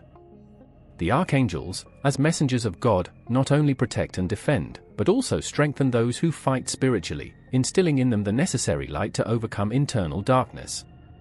The role of archangels, guardians of the human soul in this spiritual war, archangels are much more than simple warriors. They are the custodians of the human soul, fighting tirelessly to preserve the good and pure within each being. San Miguel, the heavenly commander, not only Libra battles in the sky against Satan and his hosts, but also acts as a protector of those who remain firm in faith. Every time a faithful faces adversity, doubt, or fear, Archangel Michael is there, fighting by his side to ensure that good prevails over evil. Gabriel, the messenger, has a fundamental role in this spiritual struggle, since his mission is to bring the divine word to those who need guide. Its presence brings comfort and clarity, especially in moments of confusion, when the soul is trapped in the dark. Raphael, the healer, offers not only physical, but spiritual relief, healing wounds that are not visible to the naked eye but that deeply mark the human heart. Through these archangels, God not only launches the heavenly hosts against dark forces, but also provides tools and resources to human beings to resist temptations and stand firm in the path of good. The demons, the power of darkness, but despite the divine intervention, demons are still present, stalking in every corner, waiting for the moment of human weakness to attack. Evil never rests, never surrenders. The spiritual struggle is not a unique event, but an endless series of battles that occur in each of us, in every thought, in every emotion we choose. Satan and his followers sow fear, anger, selfishness, lies and distrust, seeking to separate ourselves from divine light. Its objective is to drag ourselves towards the abyss of despair and perdition, moving away from inner peace and union with God. The demons do not always occur terrifying or monstrous. Often, they disguise subtle temptations, attracting us with empty promises of pleasure, power, or success. The lie, deception, and seduction are their most powerful weapons. It is in those moments of vulnerability that the spiritual struggle intensifies, because demons do not give up easily. War is not only against external forces, but against internal desires and weaknesses. And although evil may seem omnipresent, there is always an option: resist, reject temptation and choose the path of light. Reflections on spiritual warfare, an endless conflict. The spiritual war, by its nature, seems endless. Good and evil are intertwined, and each of us is part of this eternal struggle. There is no clear end point in this conflict. It is a daily, constant struggle. Every day is a new opportunity to choose between light and darkness.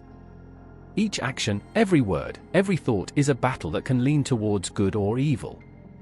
Archangels and demons are not only mythological or symbolic figures, they are living representations of the powers that affect the life of each person. This spiritual war reminds us that, although we live in a physical world, there are invisible, powerful and transcendental forces that influence our existence. It is our responsibility to be aware of this battle and fight to stay in the path of good. The spiritual war is not just a history of the past, nor is it a distant struggle. It is a present conflict, which is fought within each human being, every day. Ultimately, victory is not measured by a single great battle won, but by the constancy with which each of us chooses light, truth and love. The end of time, as described in the scriptures, is an event that has generated fear and fascination over the centuries. The final judgment, the moment when souls are judged by their actions, is the last chapter of the history of mankind. It is the climax of the eternal battle between light and darkness, a final confrontation that will mark the fate of each soul. In this decisive moment, the archangels play a crucial role, acting not only as emissaries of God, but also as judges, warriors, and protectors in the last confrontation between good and evil. The final battle, the last confrontation. The Christian tradition teaches that at the end of time, when the cycle of human history comes to an end, a unitive trial will be unleashed, Uriel, a judgment that will reveal the true nature of each soul. The archangels, being the most powerful heavenly warriors, will be the main protagonists in this apocalyptic event. Miguel, the leader of the archangels, will be the main defender of light, the commander of the heavenly hosts that will rise against the forces of evil in the final battle. His mission will be to defeat Satan and demons, those who have sown chaos and corruption on earth for centuries. Imagine the scene, a sky that shines with the divine light, while the heavenly hosts prepare for the last battle. The archangels, armed with swords of fire and Gabriel, in his messenger role, could be the one who calls all human beings before the court of God, revealing the acts of each soul, both those of virtue and those of sin.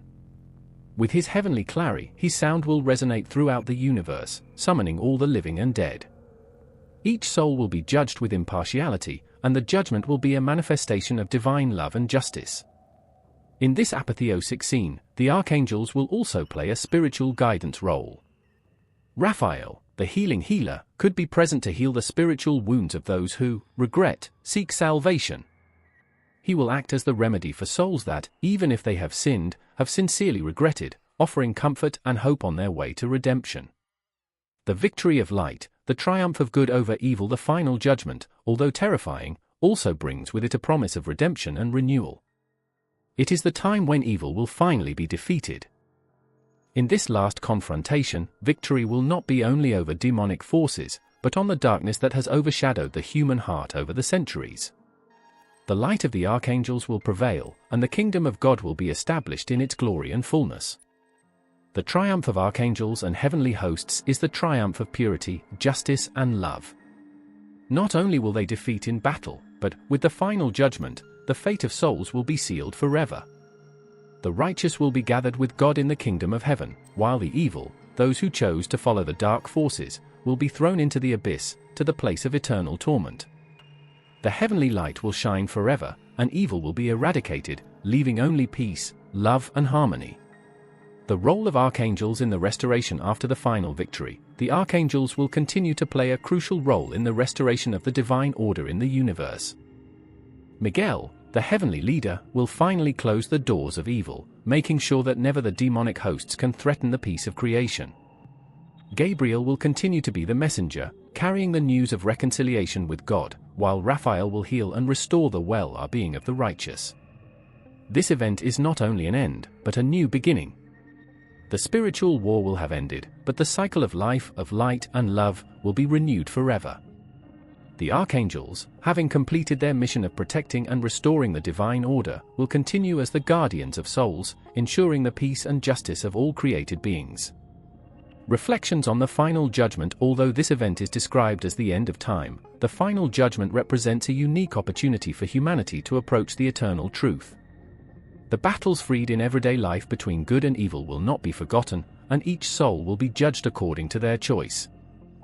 The archangels, in their role as heavenly warriors and guardians of light, not only participate in battle, but also offer the possibility of salvation through repentance and forgiveness. The judgment will be a manifestation of the perfect justice of God, and the archangels, with their divine power, will be the instruments that will execute that justice. But they will also be the guides of those who, although imperfectos, have fought for truth, for good and love. In this trial, not only will the end of darkness be seen, but also the eternal glory of light. In the darkest moments of life, when everything seems lost, a silent but powerful presence arises. An invisible hand that guides, a light amid the dark. Often, this presence is described as an angel, a celestial being that offers protection and comfort in times of anguish. Although people today rarely see angels with physical eyes, angelic intervention stories remain a constant, especially when pain, fear, or danger threatens peace and well-being. It is common to listen to stories of people who, in moments of despair, have felt a presence that has saved them from dangerous situations, which has comforted them when the world seemed sinking, or who has shown them the way when everything seemed uncertain. Los Angeles, in their various forms, remain figures of hope, protection, and guide in modern life. An angel at the last moment. Imagine being driving along a dark road in the middle of the night, with the rain hitting the windshield and the wind causing each curve to be more dangerous. Suddenly, in an instant that you cannot explain, you feel a strange feeling of calm. The danger that seemed imminent, like a collision due to a calculation error or a bad maneuver, fades. You don't understand how you managed to avoid it, but fear leaves and you are safe. Years later, you still can't explain how you survived that experience, but you are still convinced that there was more than your instinct guiding you. Stories like this, although they may seem simple coincidences, are repeated in the daily life of many people. In times of risk, anguish, or fear, the stories of angelic interventions are intertwined with the experiences of those who have felt the protection of beings beyond this world. Those inexplicable sensations of being guided, of finding an exit when everything seems lost, can be the angels involved to offer a friendly hand in times of need. Celestial protection testimonies in daily life. Angels are not only figures of the past or symbols of ancient scriptures, but remain an active part of the present. People from different cultures, religions, and beliefs claim to have had encounters with beings that are not of this world, but who offered them comfort, strength, and security in their darkest moments. A woman reported how, during a period of great illness, when her life hung from a thread, she felt a comforting presence by her side every time she aroused pain. "It was as if someone was holding me," he said. Although her doctors gave her little hope of recovery, she felt she was not alone. When her health began to improve inexplicably, she attributed it to the intervention of an angel, who had accompanied her at every moment of her suffering. Another story comes from a man who, after having lost a loved one, was trapped in a spiral of sadness and despair. One night, while praying for comfort, he felt someone touched his shoulder gently. "It was a sense of peace, as if someone told me that everything would be fine, that I had to move on," he recalled. Although he did not see anyone, that feeling drove him out of the dark and find the strength to live again. Angelic protection. In modern times, we live in a world that, although surrounded by technological advances and knowledge, has failed to get rid of their fears, doubts, and emotional challenges. In an era where the news of violence, chaos, and tragedy are constant, people are still looking for comfort and protection, and many find that protection in the belief that angels are close. Los Angeles, either as personal guardians or as beings of light that offer comfort in times of crisis, are presented as a source of hope in a world that often seems overwhelmed by darkness. Angelic protection is not limited only to saving lives, spectacular or dramatic. In everyday life, angels are also recognized in small blessings and moments of peace. Sometimes, they manifest in the smile of a stranger when you are having a bad day, in a wise advice that appears when you need it most, or in the feeling of being heard when you are going through a difficult time. Although angels do not always act so directly and visible, their presence is felt in the air, in those coincidences that seem too perfect to be only coincidences. The connection with the divine in everyday life. In modern life, angels are not only a relic of the past, but an active and comforting presence that continues to guide people through their emotional challenges, spiritual and physical. People turn to them to ask for protection, guidance, or comfort, and many claim to have received answers in times of deep need. The contemporary stories of angelic interventions are intertwined with the belief that the world is not only inhabited by what is tangible, but also by beings of light that ensure each of us. Daily life is full of moments when angelic protection can be perceived, and sometimes it is at that time when one feels more connected to the divine. Prayer, meditation, and the simple act of asking for help can open doors for angels to intervene in subtle but powerful ways, guiding, protecting, and helping souls who seek comfort on their way. The meaning of Los Angeles today, in a world that seems to be plagued by uncertainty and stress, the figure of Los Angeles continues to offer a spiritual refuge. They are the invisible guardians who remind us that, although the challenges of life are great, there is always a superior force willing to help us cross them. Angelic protection is not limited to moments of crisis. It is a constant presence that accompanies us, waiting to be invoked at any time in everyday life. Although the modern world is full of scientific and technological advances, the need for the spiritual is still alive, and the angels, as beings of light and protection, remain a fundamental part of that human search for comfort, hope, and security.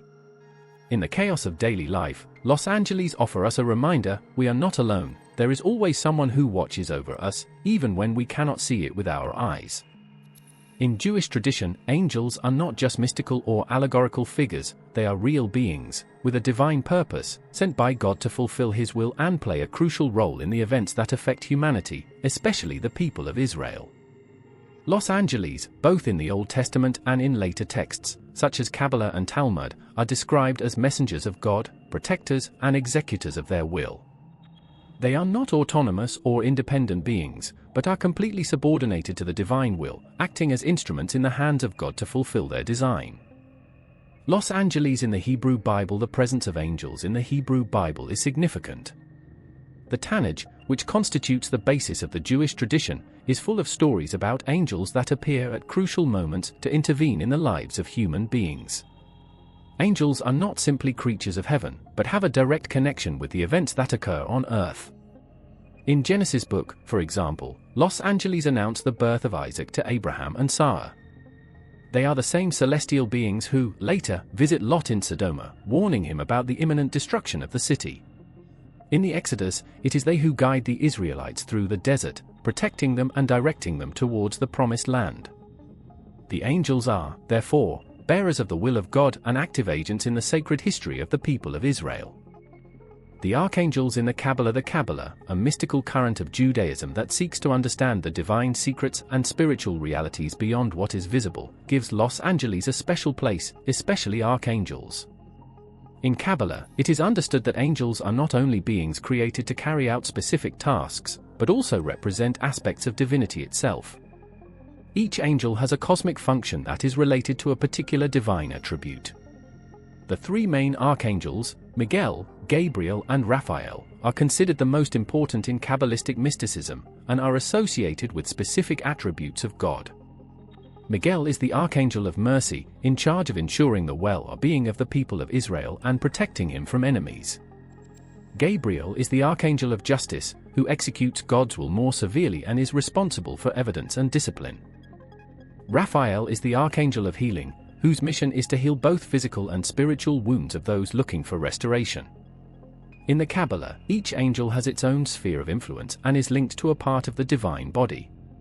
This mystical vision of Los Angeles reflects the interconnection between the divine and the earthly, showing that the angels are not only beings that perform a practical task, but also have a role in the maintenance of the cosmic balance. The Talmud and the teaching of Los Angeles. The Talmud, another central text in Rabbinic Judaism, also addresses the question of Los Angeles. While in Talmud, angels do not receive the same level of attention as in the Kabbalah, they are considered a part of cosmic order and the relationship between God and human beings. The rabbins of Talmud explain that angels are beings created by God to act as their messengers, carrying out their will without questioning it. Talmud, in their discussions about the creation and nature of angels, emphasizes that these beings do not have free will like humans, since their purpose is simply to serve God and fulfill the divine orders. One of the best-known stories of Talmud is the story of the three angels who visited Abraham. Although the Talmud details its different roles, one to announce the birth of Isaac, another to destroy Sodom, and a third to heal Abraham after his circumcision, the emphasis is in the way that angels adapt to human needs. The angels in the Talmud are humble, do not seek glorification, and their true function is to help and assist human beings in times of need. The people of Israel and their relationship with Los Angeles. Throughout Israel's history, Los Angeles have played a protective role. The people of Israel, considered the chosen people of God, are seen as under the special protection of Los Angeles, who ensure their well-being and act as intermediaries between God and the Israelites. In the Exodus, for example, it is said that an angel was sent to guide the Israelites through the desert and protect them from the forces that wanted to destroy them. One of the most significant aspects of Los Angeles' relationship with the people of Israel is the idea that angels serve as intermediaries between the human and the divine. At certain times in history, Los Angeles have intervened directly in the life of the Israelites, either giving them advice, protecting them from their enemies, or announcing future events. Los Angeles as spiritual guardians. In the Jewish tradition, there is also a belief that each individual has a guardian angel, a heavenly being responsible for ensuring their well-being. These angels not only act as physical protectors, but also help to guide people spiritually, taking them along the right path and helping them avoid evil. The idea of angels as spiritual guides is closely related to the teaching that God communicates with the human being through invisible means. Los Angeles, as if they were divine emissaries, allow this communication to flow, so that the protection and angelic guidance are perceived as a channel through which God manifests itself in everyday life. The role of angels in exile and hope of redemption. Throughout the centuries, especially during the periods of exile and suffering of the Jewish people, Los Angeles have been seen as symbols of hope and redemption. During the diaspora, when the people of Israel were scattered throughout the world, the idea that angels protected and guided the Jews became a powerful source of comfort. The stories about angels have served to remind Jews that, despite adversity, they are always under the protection of God, who uses these heavenly beings to preserve the identity of the chosen people and ensure their eventual return to the Promised Land. Angels in contemporary Jewish practice today. Although contemporary Judaism has a more intellectual and less mystical relationship with Los Angeles, the figure of the angel remains important in the spiritual life of many Jews. In prayers, in blessings, and in rituals, angels are mentioned as part of the tribute and respect for divinity.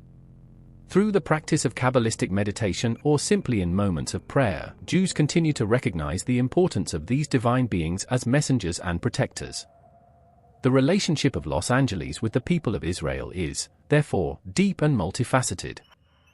They are the agents of the will of God, the guardians of the nation, and the beings that accompany the individual in his daily life, reminding us that divine intervention, through invisible and mysterious means, is never far away, but always is close, hoping to be invoked in times of necessity. In the early days of Christianity, when Christian communities were in their formative stage and faith expanded by the Roman Empire, the vision of angels and demons was intertwined deeply with the religious and spiritual experiences of the first Christians. The angels were not just adoration figures or abstract symbols, they were tangible, powerful presences, who played an essential role in direct communication with the divine and in the protection of believers. The study of the first Christian texts on Los Angeles. The earliest Christian texts, such as the epistles of St. Paul and the Gospels, already showed a definite vision of angels as messengers and servants of God, although their papers varied according to the situation. In St. Paul's letters, for example, angels are mentioned on several occasions, not only as passive figures, but as active agents in the divine mission.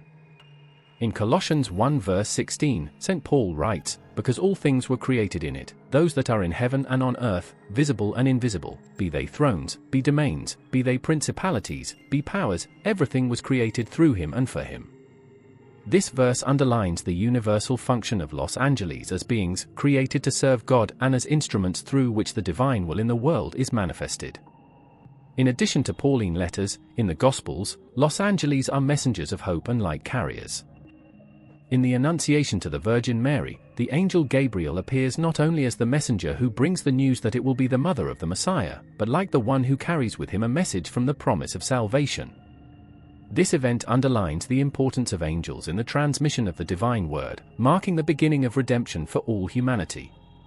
However, not everything in the first Christian texts was about Los Angeles as simple messengers or assistants. In Revelation 12 verses 7 to 9, a great war in heaven is described, where the Archangel Michael and his angels fight against the dragon, Satan, and his demons. This passage shows angels as spiritual warriors who not only protect believers, but also face evil in an eternal battle for heavenly dominance. Los Angeles' vision in the first Christian communities. For the first Christian communities, Los Angeles' vision was inseparable from hope in the coming kingdom and the fight against the forces of evil. Primitive Christians lived in a world full of persecution, uncertainty, and evidence. In this context, the angels were seen as protective figures and defenders who helped believers to stand firm in faith, resist temptation, and maintain communion with God. In many of the Christian letters and writings of this period, the importance of angels is highlighted in the spiritual experiences of the first Christians. The angels were not only witnesses of the divine act, but were sent to assist the saints in their daily lives, guiding them and protecting them. This concept of Los Angeles was intertwined with the early Christian cult, where they talked about them as those who interceded before God in favor of the faithful. At the same time, the figure of Satan and his demons represented a constant reality of struggle for the first Christian communities. Not only was it understood that evil was present in the world, but it was seen as an active force that opposed God's salvation plan. Satan, who in his first mentions in Christian texts appears as the tempting, the accuser of the brothers, as described in Revelation 12 verse 10, becomes a key figure that is constantly trying to divert the Christians of the road of righteousness. The demons, often considered as fallen angels, represented the opposites to Los Angeles.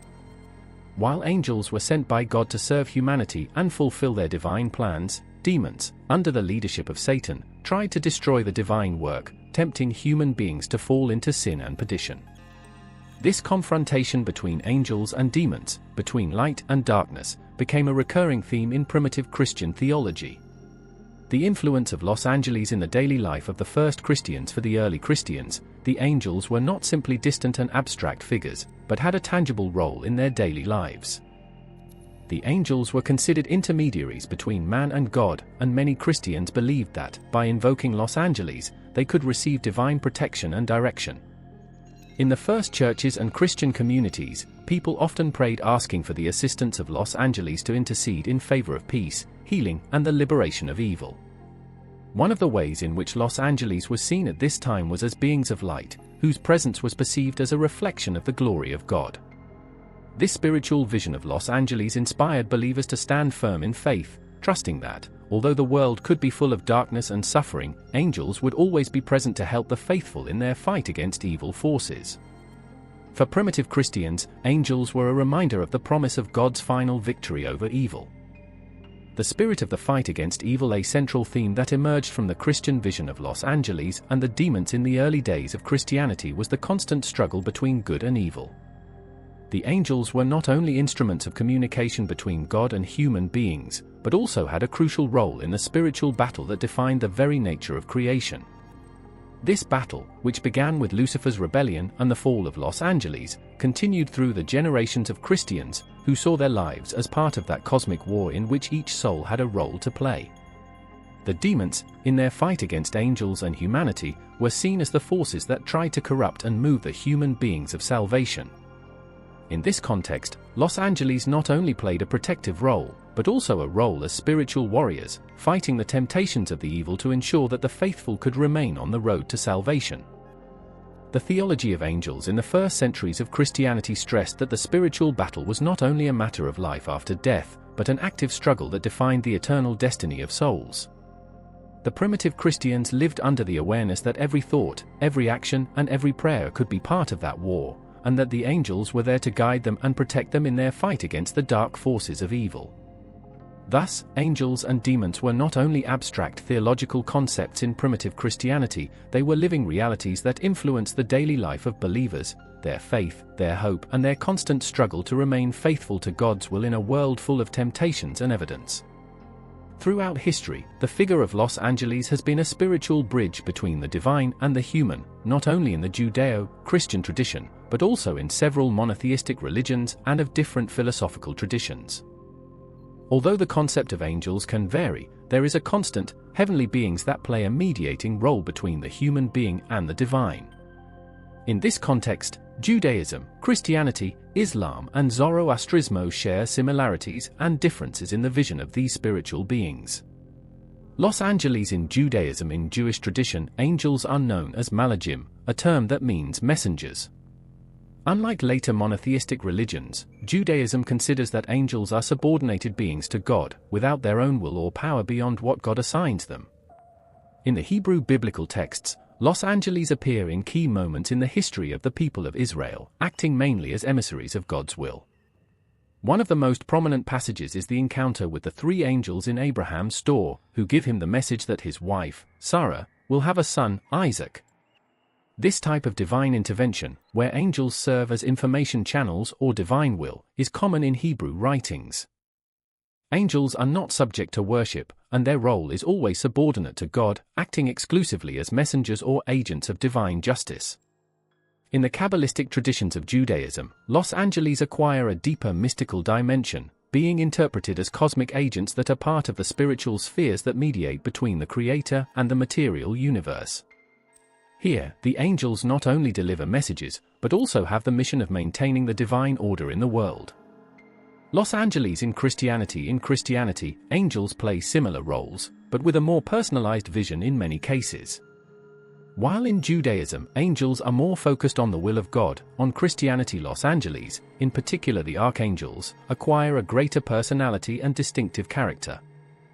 Christianity emphasizes the holiness and power of Los Angeles, with figures such as the Archangel Michael fighting in the spiritual battles against Satan, and the Archangel Gabriel as the messenger who announces the birth of Jesus to the Virgin Mary. Unlike Judaism, which has never given up the angels, in Christianity, especially in Catholicism, angels have become venerated as divine intercessors. This is seen in devotion to guardian angels, a common practice in many Christian communities. Although angels are not worshipped as gods, they are seen as powerful beings who intercede before God in favor of the faithful. Christians also believe that angels are constantly present and that they help in the moments of need, which reinforces the spiritual connection between believers and the divine world. In many traditions, angels are representations of purity, divine protection, and heavenly light, and play an important role in the spiritual guidance of believers.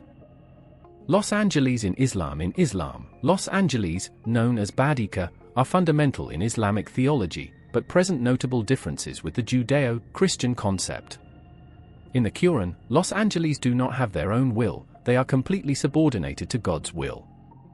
They are not free beings as in Christianity, but are constant servants of God, strictly fulfilling divine orders. An important aspect is that angels are not considered intermediaries between human beings and God, but rather as agents who carry out God's orders. The Archangel Gabriel, Jibril, has a crucial role in Islam, similar to Christianity, since the Quran revelation to the Prophet Muhammad is attributed. Gabriel is not only a messenger, but also being in charge of transmitting God's word to the prophets. Apart from Gabriel, Islam also recognizes Michael, Israfel, responsible for blowing the horn on the day of the final judgment, and Azrael, angel of death. These angels have roles that go beyond the simple messaging, they are guardians and servers of the divine will. In Islam, the figure of the angel is a symbol of spiritual purity and perfect obedience to God. In addition, angels are also seen as witnesses of good and bad actions of human beings, which has implications for the final judgment. Los Angeles in Zoroastrismo. Although it is not a monotheistic religion in the strict sense, Zoroastrismo shares some concepts of angels and demons with monotheistic religions, especially with Christianity. In Zoroastrismo, heavenly beings are known as Amesha Spenters and Vyazatas. The Amesha Spenters are sacred figures that serve Ahura Mazda, the supreme god. These heavenly beings are known for their purity, light, and righteousness, and represent several divine virtues. Vyazatas, on the other hand, are considered angelic beings that also serve in the celestial court, each of them governing different aspects of the world, such as justice, health, and nature. As in Christianity and Islam, Zoroastrismo presents a cosmic confrontation between good and evil, where heavenly beings fight against the evil forces of Angra Mainyu, the spirit of evil. The Amesha Spenters and Vyazatas play a central role in this struggle, fighting for purity and divine order. Comparison between angels in Islam, Zoroastrismo, and Judaism. Although the representations of Los Angeles vary between Judaism, Christianity, Islam, and Zoroastrism, there is a common theme that unites these religions: angels are seen as being subordinated to God's will. In Islam and Judaism, angels have a strictly service and obedience role, without their own will. In Christianity, although their role is similar, they are conferred a more defined personality, which allows them to play more complex roles, such as intercessors and protectors. In Zoroastrismo, angels are powerful beings, but with a more philosophical approach, fighting for justice and purity against evil. The concept of angels and demons in these religions is deeply linked to the cosmic struggle between good and evil, and angels represent the light and the divine order, while demons are the agents of chaos and darkness. However, the way in which they relate to humanity varies according to the specific teachings of each religion, but in general, angels are understood as divine beings that fulfill fundamental functions for the cosmic order and the salvation of the human being. In medieval philosophy, archangels played a crucial role not only in the theological understanding of the universe, but also in Christian morality and ethical. During this time, thinkers and theologians such as Santo Tomás de Aquinas, San Augustine, and Pseudo-Dionisio Areopagita greatly influenced the way the archangels were understood within the context of the Christian faith. The archangels were not only seen as messengers or fighters against evil, but also as symbolic figures that reflected the divine order, purity, and power of God. Medieval philosophy and archangels, a reflection of the celestial hierarchy. The influence of the archangels in medieval philosophy cannot be separated from the hierarchical structure of the celestial universe. In this system of thought, the spiritual world was organized in a complex hierarchy of heavenly beings, where the archangels occupied a place of great importance, often on the cusp, along with the seraphims and cherubins, the angels closest to God. Pseudo-Dionisio Areopagita, one of the most influential philosophers of the Middle Ages, wrote extensively about this hierarchy in his work The Celestial Hierarchy. For him, the angels were not only subordinated beings to the voluntary divine, but also representations of the different divine virtues. In the work of Santo Tomás de Aquino, especially in its theological sum, the vision of Los Angeles expands within a rational and theological framework. Aquino, influenced by Aristotelian ideas, presented angels as pure intelligences, which were not subject to the boundaries of the body, but possessed a direct knowledge of God. This vision of the angels and archangels reinforced the idea of a spiritual hierarchy that reflects the divine order of the universe, in which each archangel represents a superior principle of creation, a type of wisdom, light, or power. Archangels in medieval Christian ethics. Beyond their role as messengers or celestial warriors, archangels were ethical models to follow in medieval philosophy. In the medieval Christian tradition, the actions of the archangels were seen as examples of perfect obedience to God. The figure of San Miguel, for example, not only represented the fight against evil, but also the triumph of virtue over vice, force over weakness, and good over evil. Miguel was the defender of divine justice, and his role in the battle against Lucifer symbolized the inner struggle between good and evil, a fundamental concept in Christian morality. The archangels not only acted as supernatural beings that fulfilled a mission of protection or transmission of the divine will, but their actions also inspired an ethical reflection on human behavior. The life of believers should be guided by the same unwavering obedience to God demonstrated by the archangels, and the purification of the soul and salvation went through emulating the virtues represented by these celestial beings. Medieval Christian ethics largely revolved around the struggle between good and evil, and archangels were seen as the supreme models of moral purity. The concept that human beings should live following the principles of archangels, especially the struggle for justice and light, became a central point in Christian teachings. The influence of archangels in medieval Christian theology. In medieval theology, the archangels also played a central role in understanding the link between God and human beings. For the philosophers and theologians of the time, the archangels were not only symbols of power or struggle, but mediators between God and man, something that had deep theological implications. The Los Angeles doctrine was seen as a way of understanding the relationship between the divine and the human. The angels, like the archangels, were spiritual beings that revealed the divine purpose, and their actions and messages represented the will of God towards the human being. In medieval theology, archangels served as intercessor figures. Through visions and revelations, Los Angeles communicated divine wisdom and guided humanity towards a deeper understanding of their relationship with God. Gabriel, for example, as the archangel that announces the incarnation of Christ, was interpreted in medieval theology not only as the messenger, but as a divine revelation agent who shows how the divine manifests itself in the human. Miguel, on the other hand, was seen as the defender of the Christian faith and the protector of humanity in the fight against evil. Both archangels, together with Raphael, were fundamental in the development of a theology that linked the spiritual and the human in a symbolic and practical way. The philosophical reflection on the archangels in the Middle Ages. As medieval philosophers reflected on the nature of the archangels, they also did so on the place of Los Angeles in the cosmic order. In this sense, the archangels became symbols of spiritual perfection, those beings that, being closer to God, reflected the highest ideal of morality and divine wisdom. For Santo Tomás de Aquino, the Los Angeles hierarchy had a parallel with the organization of the human world, where the heavenly hierarchy reflected the order and perfection in creation. According to this vision, the archangels represented the supreme virtues that human beings should aspire to achieve: wisdom, justice, value, and perfect obedience to the divine will. Medieval philosophy, therefore, not only treated the archangels as spiritual beings, but also presented them as models of life.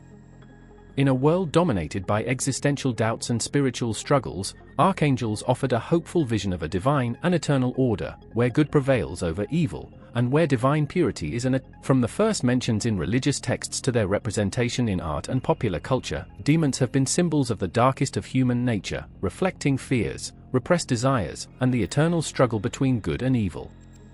In Abrahamic religions, particularly in Judaism, Christianity, and Islam, demons have been described as evil, tempting and destructive beings, whose existence is indissoluble in an indissoluble way with the notion of evil and rebellion against God. The origin and evolution of demons. The concept of demons in Abrahamic religions has deep roots in antiquity, and its evolution over time has been marked by different interpretations, but always with a common bond: the fight against God and humanity. In the Old Testament of the Hebrew Bible, evil is not as clearly personified as in later texts, but the figure of Satan begins to take form as an adversary of God. Lucifer, originally an angel of light, is stripped of his glory and transformed into the main demon after his rebellion against divine authority. This drop story not only establishes the existence of an evil being, but also introduces the idea that evil has a celestial origin and is not only an inherent characteristic of the human being. In Christianity, evil looks like a product of spiritual rebellion, and demons are the fallen angels that followed Lucifer in his rebellion.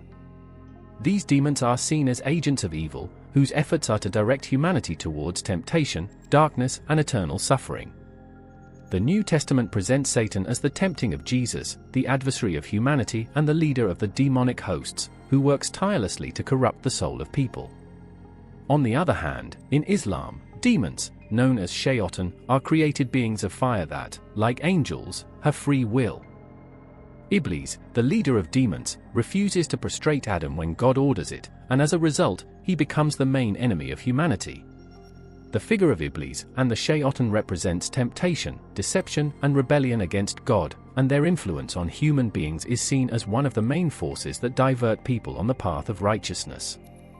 The personed evil, demons as vice symbols in all these religious traditions. Demons are not only malignant beings in a literal sense, but also personify human vices and sins.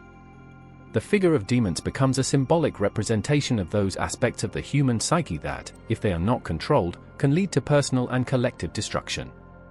Satan, as tempting, is associated with lust, greed, anger, and all other capital sins. In this sense, demons are seen as forces that produce corruption both in the individual and in society. Each demon personified, represents a specific aspect of evil. For example, Asmodeus is considered the demon of lust, while Beelzebub is related to the orgy of vices and moral decline. In medieval Christianity, demons were also representations of overflowing human passions that, if they did not undergo God's will, led to perdition. In this context, demons become adversaries that challenge morality and divine order, but also transform into mirrors of the internal struggles of the human being. The idea that demons are manifestations of interior evil is reflected not only in writings, but also in medieval philosophical and theological vision. Demons and final judgment, eternal war. One of the recurring themes in Abrahamic traditions is the final struggle between good and evil. In Christian eschatology, there is talk of the apocalypse, the end of time, when good will triumph over evil, and demons will be defeated and thrown into hell. The final judgment is the culminating event of this cosmic battle, in which the fate of each human soul will be determined, and demons will finally be subjected to divine justice. In the Islamic tradition, the concept of the final battle is also present. Ibl4 and their followers, the Shayatin, will be defeated on the day of the trial, and those who have followed their paths will be punished. The final struggle between the forces of good, represented by the angels and the prophets, and the forces of evil, led by Iblis, underlines the constant tension between divine righteousness and demonic temptation. In both religions, the end of time not only symbolizes divine revenge, but also the definitive purification of humanity. It is a renewal in which evil, represented by demons, is eradicated, and good, personified by the archangels and the faithful, is exalted and rewarded. The presence of demons in culture and history. The historical study of demons is not limited only to religions, it also extends to how these figures have been represented over time in art, literature, and popular culture. From the medieval Inquisitions, where the accusations of witchcraft and demonic possession led to the death of thousands, to the Gothic novels of the 19th century and the modern horror films, the demons have been a constant figure that reflects both the human fear of evil and the desire to. The link between demons and evil. The study of demons in Abrahamic religions not only has a theological dimension, but also a deep philosophical reflection on the nature of evil. The demons represent the opposite of the divine, embodying disobedience and rebellion. They are, in many ways, the reflection of the worst of humanity, both in their ability to do evil and in their internal struggle between good and evil. In this sense, demons are not only external figures that stalk us, but also part of ourselves, inviting us to examine our own nature and the impact that our relationship with good and evil has. The demons, then, are not only the external enemy in religious tradition, but also represent the internal conflict of the human soul. In a world that advances rapidly and faces countless challenges, many people seek comfort and guide in what they consider superior forces. Angelica protection, that connection with the divine through celestial beings, remains a source of hope and confidence in modern life, especially when the chaos of everyday life can make people feel lost or alone. Archangels, symbols of strength, wisdom, and protection, continue to play a fundamental role in contemporary spirituality. Although traditional religions remain the main sources of faith for many, a growing current of people around the world is moving away from conventional religious structures and is approaching a more personalized spirituality. In this context, archangels have found a special place. They are not seen as simple religious figures, but as spiritual guides that offer protection and direction. Angelica protection, a spiritual refuge. The concept of angelica protection is a constant in the lives of many today. People feel that, when they go through moments of anguish, pain, or uncertainty, a guardian angel or an archangel is close, providing comfort and strength to overcome adversities. This belief is not only relevant in times of crisis, but also accompanies people in their daily lives, as a way to ensure that, despite the challenges, there is always something bigger than watch over them. For those who believe in the archangels, figures such as Miguel, Gabriel, Raphael, and Uriel are not only sacred characters from the past, but living presences that accompany people in their daily lives. This belief in their protection can be reflected in the way in which people feel guided by invisible forces towards important decisions, or how some testimonies tell experiences where they feel intervened by an angel in moments of danger or despair. This feeling of having a heavenly guardian helps to promote a feeling of peace and security in a world full of uncertainty. Modern spirituality and archangels as organized religions lose some of their influence on the lives of many. Modern spirituality is nourishing more flexible and personalized beliefs. Here, the archangels have won an essential role. People don't see you only as divine beings that must be worshipped, but as spiritual allies with which they can connect directly. Archangels represent a positive force that, although it seems unattainable, is available for everyone at any time of need. The growing popularity of meditation, yoga, and spiritual practices related to self-care has promoted the connection with the archangels, since many people now see them as sources of emotional healing and inner strength. It is common for those who follow these practices to ask archangels for help to find balance, reach personal goals, or overcome emotional blockages. Spiritual healing has become a fundamental pillar of modern spirituality, and archangels are key figures in this process. Los Angeles in the culture of self-help. The influence of the archangels has expanded, especially in the world of self-help and positive thinking. Books, workshops, conferences, and personal improvement programs are full of references to angels and their protective qualities. Positive energy and the focus on well-being have joined angelic beliefs, creating a powerful combination that speaks to the hearts of people who seek to transform their lives. Through statements, guided meditations, and spiritual rituals, a deep connection with the archangels is sought to attract abundance, healing, and protection. In many of these self-help approaches, archangels are seen not as distant or other people's figures, but as love guides and willing to help in all aspects of life. People resort to them in search of wisdom and advice on everyday problems, from personal relationships to professional success, from physical health to emotional well-being. The act of asking for the intervention of an archangel has become a powerful tool for those who seek to change their lives or face their challenges in a positive way. Angels and positive thinking. The idea that archangels are responsible for channeling positive energy has been fundamental for integration into positive thinking. Instead of a direct divine intervention or a worship relationship, many people see the archangels as facilitators of high thoughts and feelings. This has led to the creation of spiritual spaces and practices focused on harmony and mental balance, in which the archangels play a central role. The act of invoking angels in moments of uncertainty or when people feel they are losing course can be the first step towards an internal change. The presence of an archangel is not limited only to moments of despair, but is actively sought as a way of cultivating peace and protecting themselves from negative energies that could affect daily life. Angels and daily spirituality. Angelica protection is not just an isolated belief of deeply religious people, it has permeated in every corner of everyday life. In popular culture, angels are no longer only heavenly figures reserved for sacred writings, but have become universal symbols of hope and personal renewal. The representations of Los Angeles, from tender figures in the showcases to images of powerful archangels protecting the faithful, are common in houses, offices, and personal devices, creating an atmosphere of protection and well-being. More and more people resort to guardian angels as a way to stay focused on a world full of distractions and stress. In many homes, the figure of the angel is seen as a constant reminder that there is a superior force taking care of each step, helping to deal with adversity and keep calm in difficult times. This angelica presence has become so relevant that, even in the modern era, it continues to offer an invaluable spiritual comfort. Today, more than ever, angelica protection remains a constant source of faith and hope, especially in a world that seeks spiritual responses outside the confines of traditional religions. The archangels, with their positive energy, wisdom, and celestial guide, remain a lighthouse of light that offers protection amid the darkness of everyday life. In a world governed by scientific reason and empirical proof, the question about the existence of angels resonates as a distant echo, as if it belonged to a foreign universe. Is it possible that these figures, which have been venerated throughout the centuries in different cultures and religions, have a foundation on the tangible reality that we know, or are they simply creations of human imagination?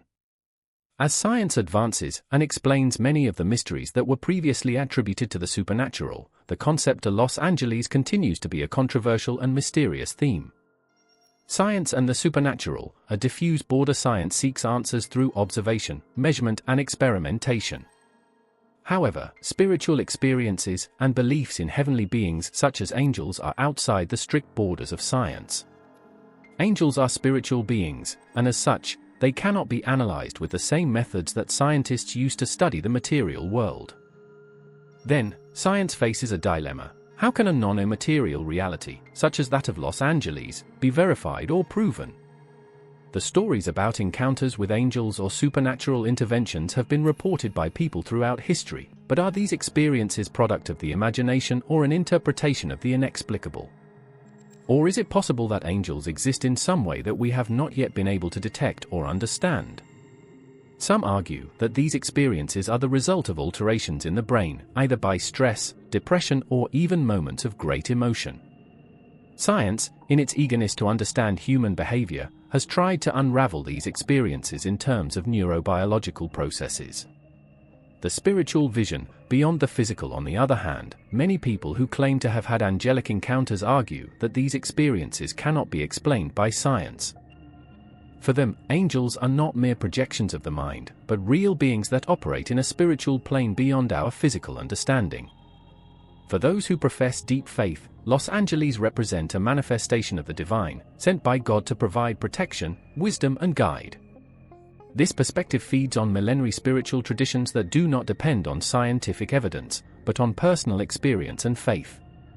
Science, by its nature, cannot study what is beyond the material and measurable world, and therefore, the mystery of Los Angeles remains in the field of the inexplicable. However, in spirituality, angels are seen as agents of the divine, connecting the human with the heavenly, guiding and protecting human beings in times of need.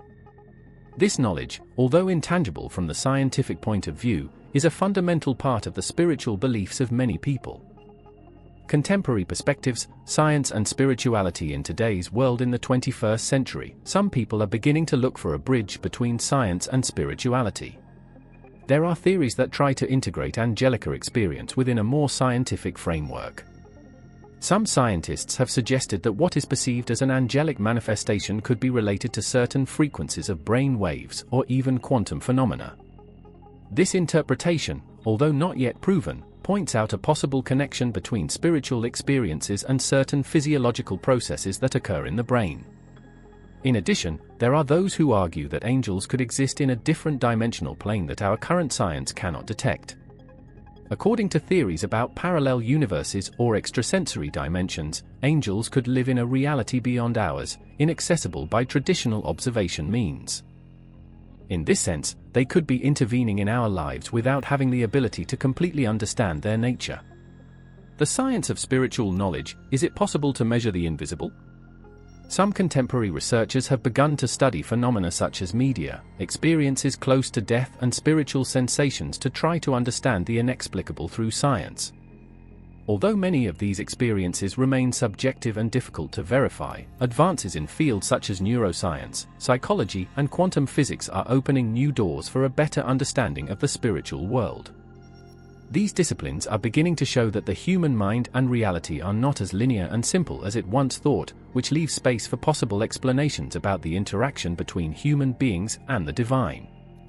Spirituality and science, despite being in different fields, have found more and more meeting points. Research on vibratory frequencies, quantum energy, and electromagnetic fields suggest that material and spiritual reality are not completely separate entities, but could be connected in forms that we still do not even understand completely. Uncertain conclusions. Do we really need to see to believe? The fundamental issue that underlies the discussion about Los Angeles is it necessary to see to believe?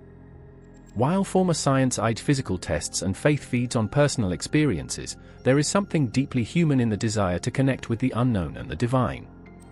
The stories about angels touch our hearts because they remind us of the existence of something bigger than ourselves, something that is beyond the borders of the tangible.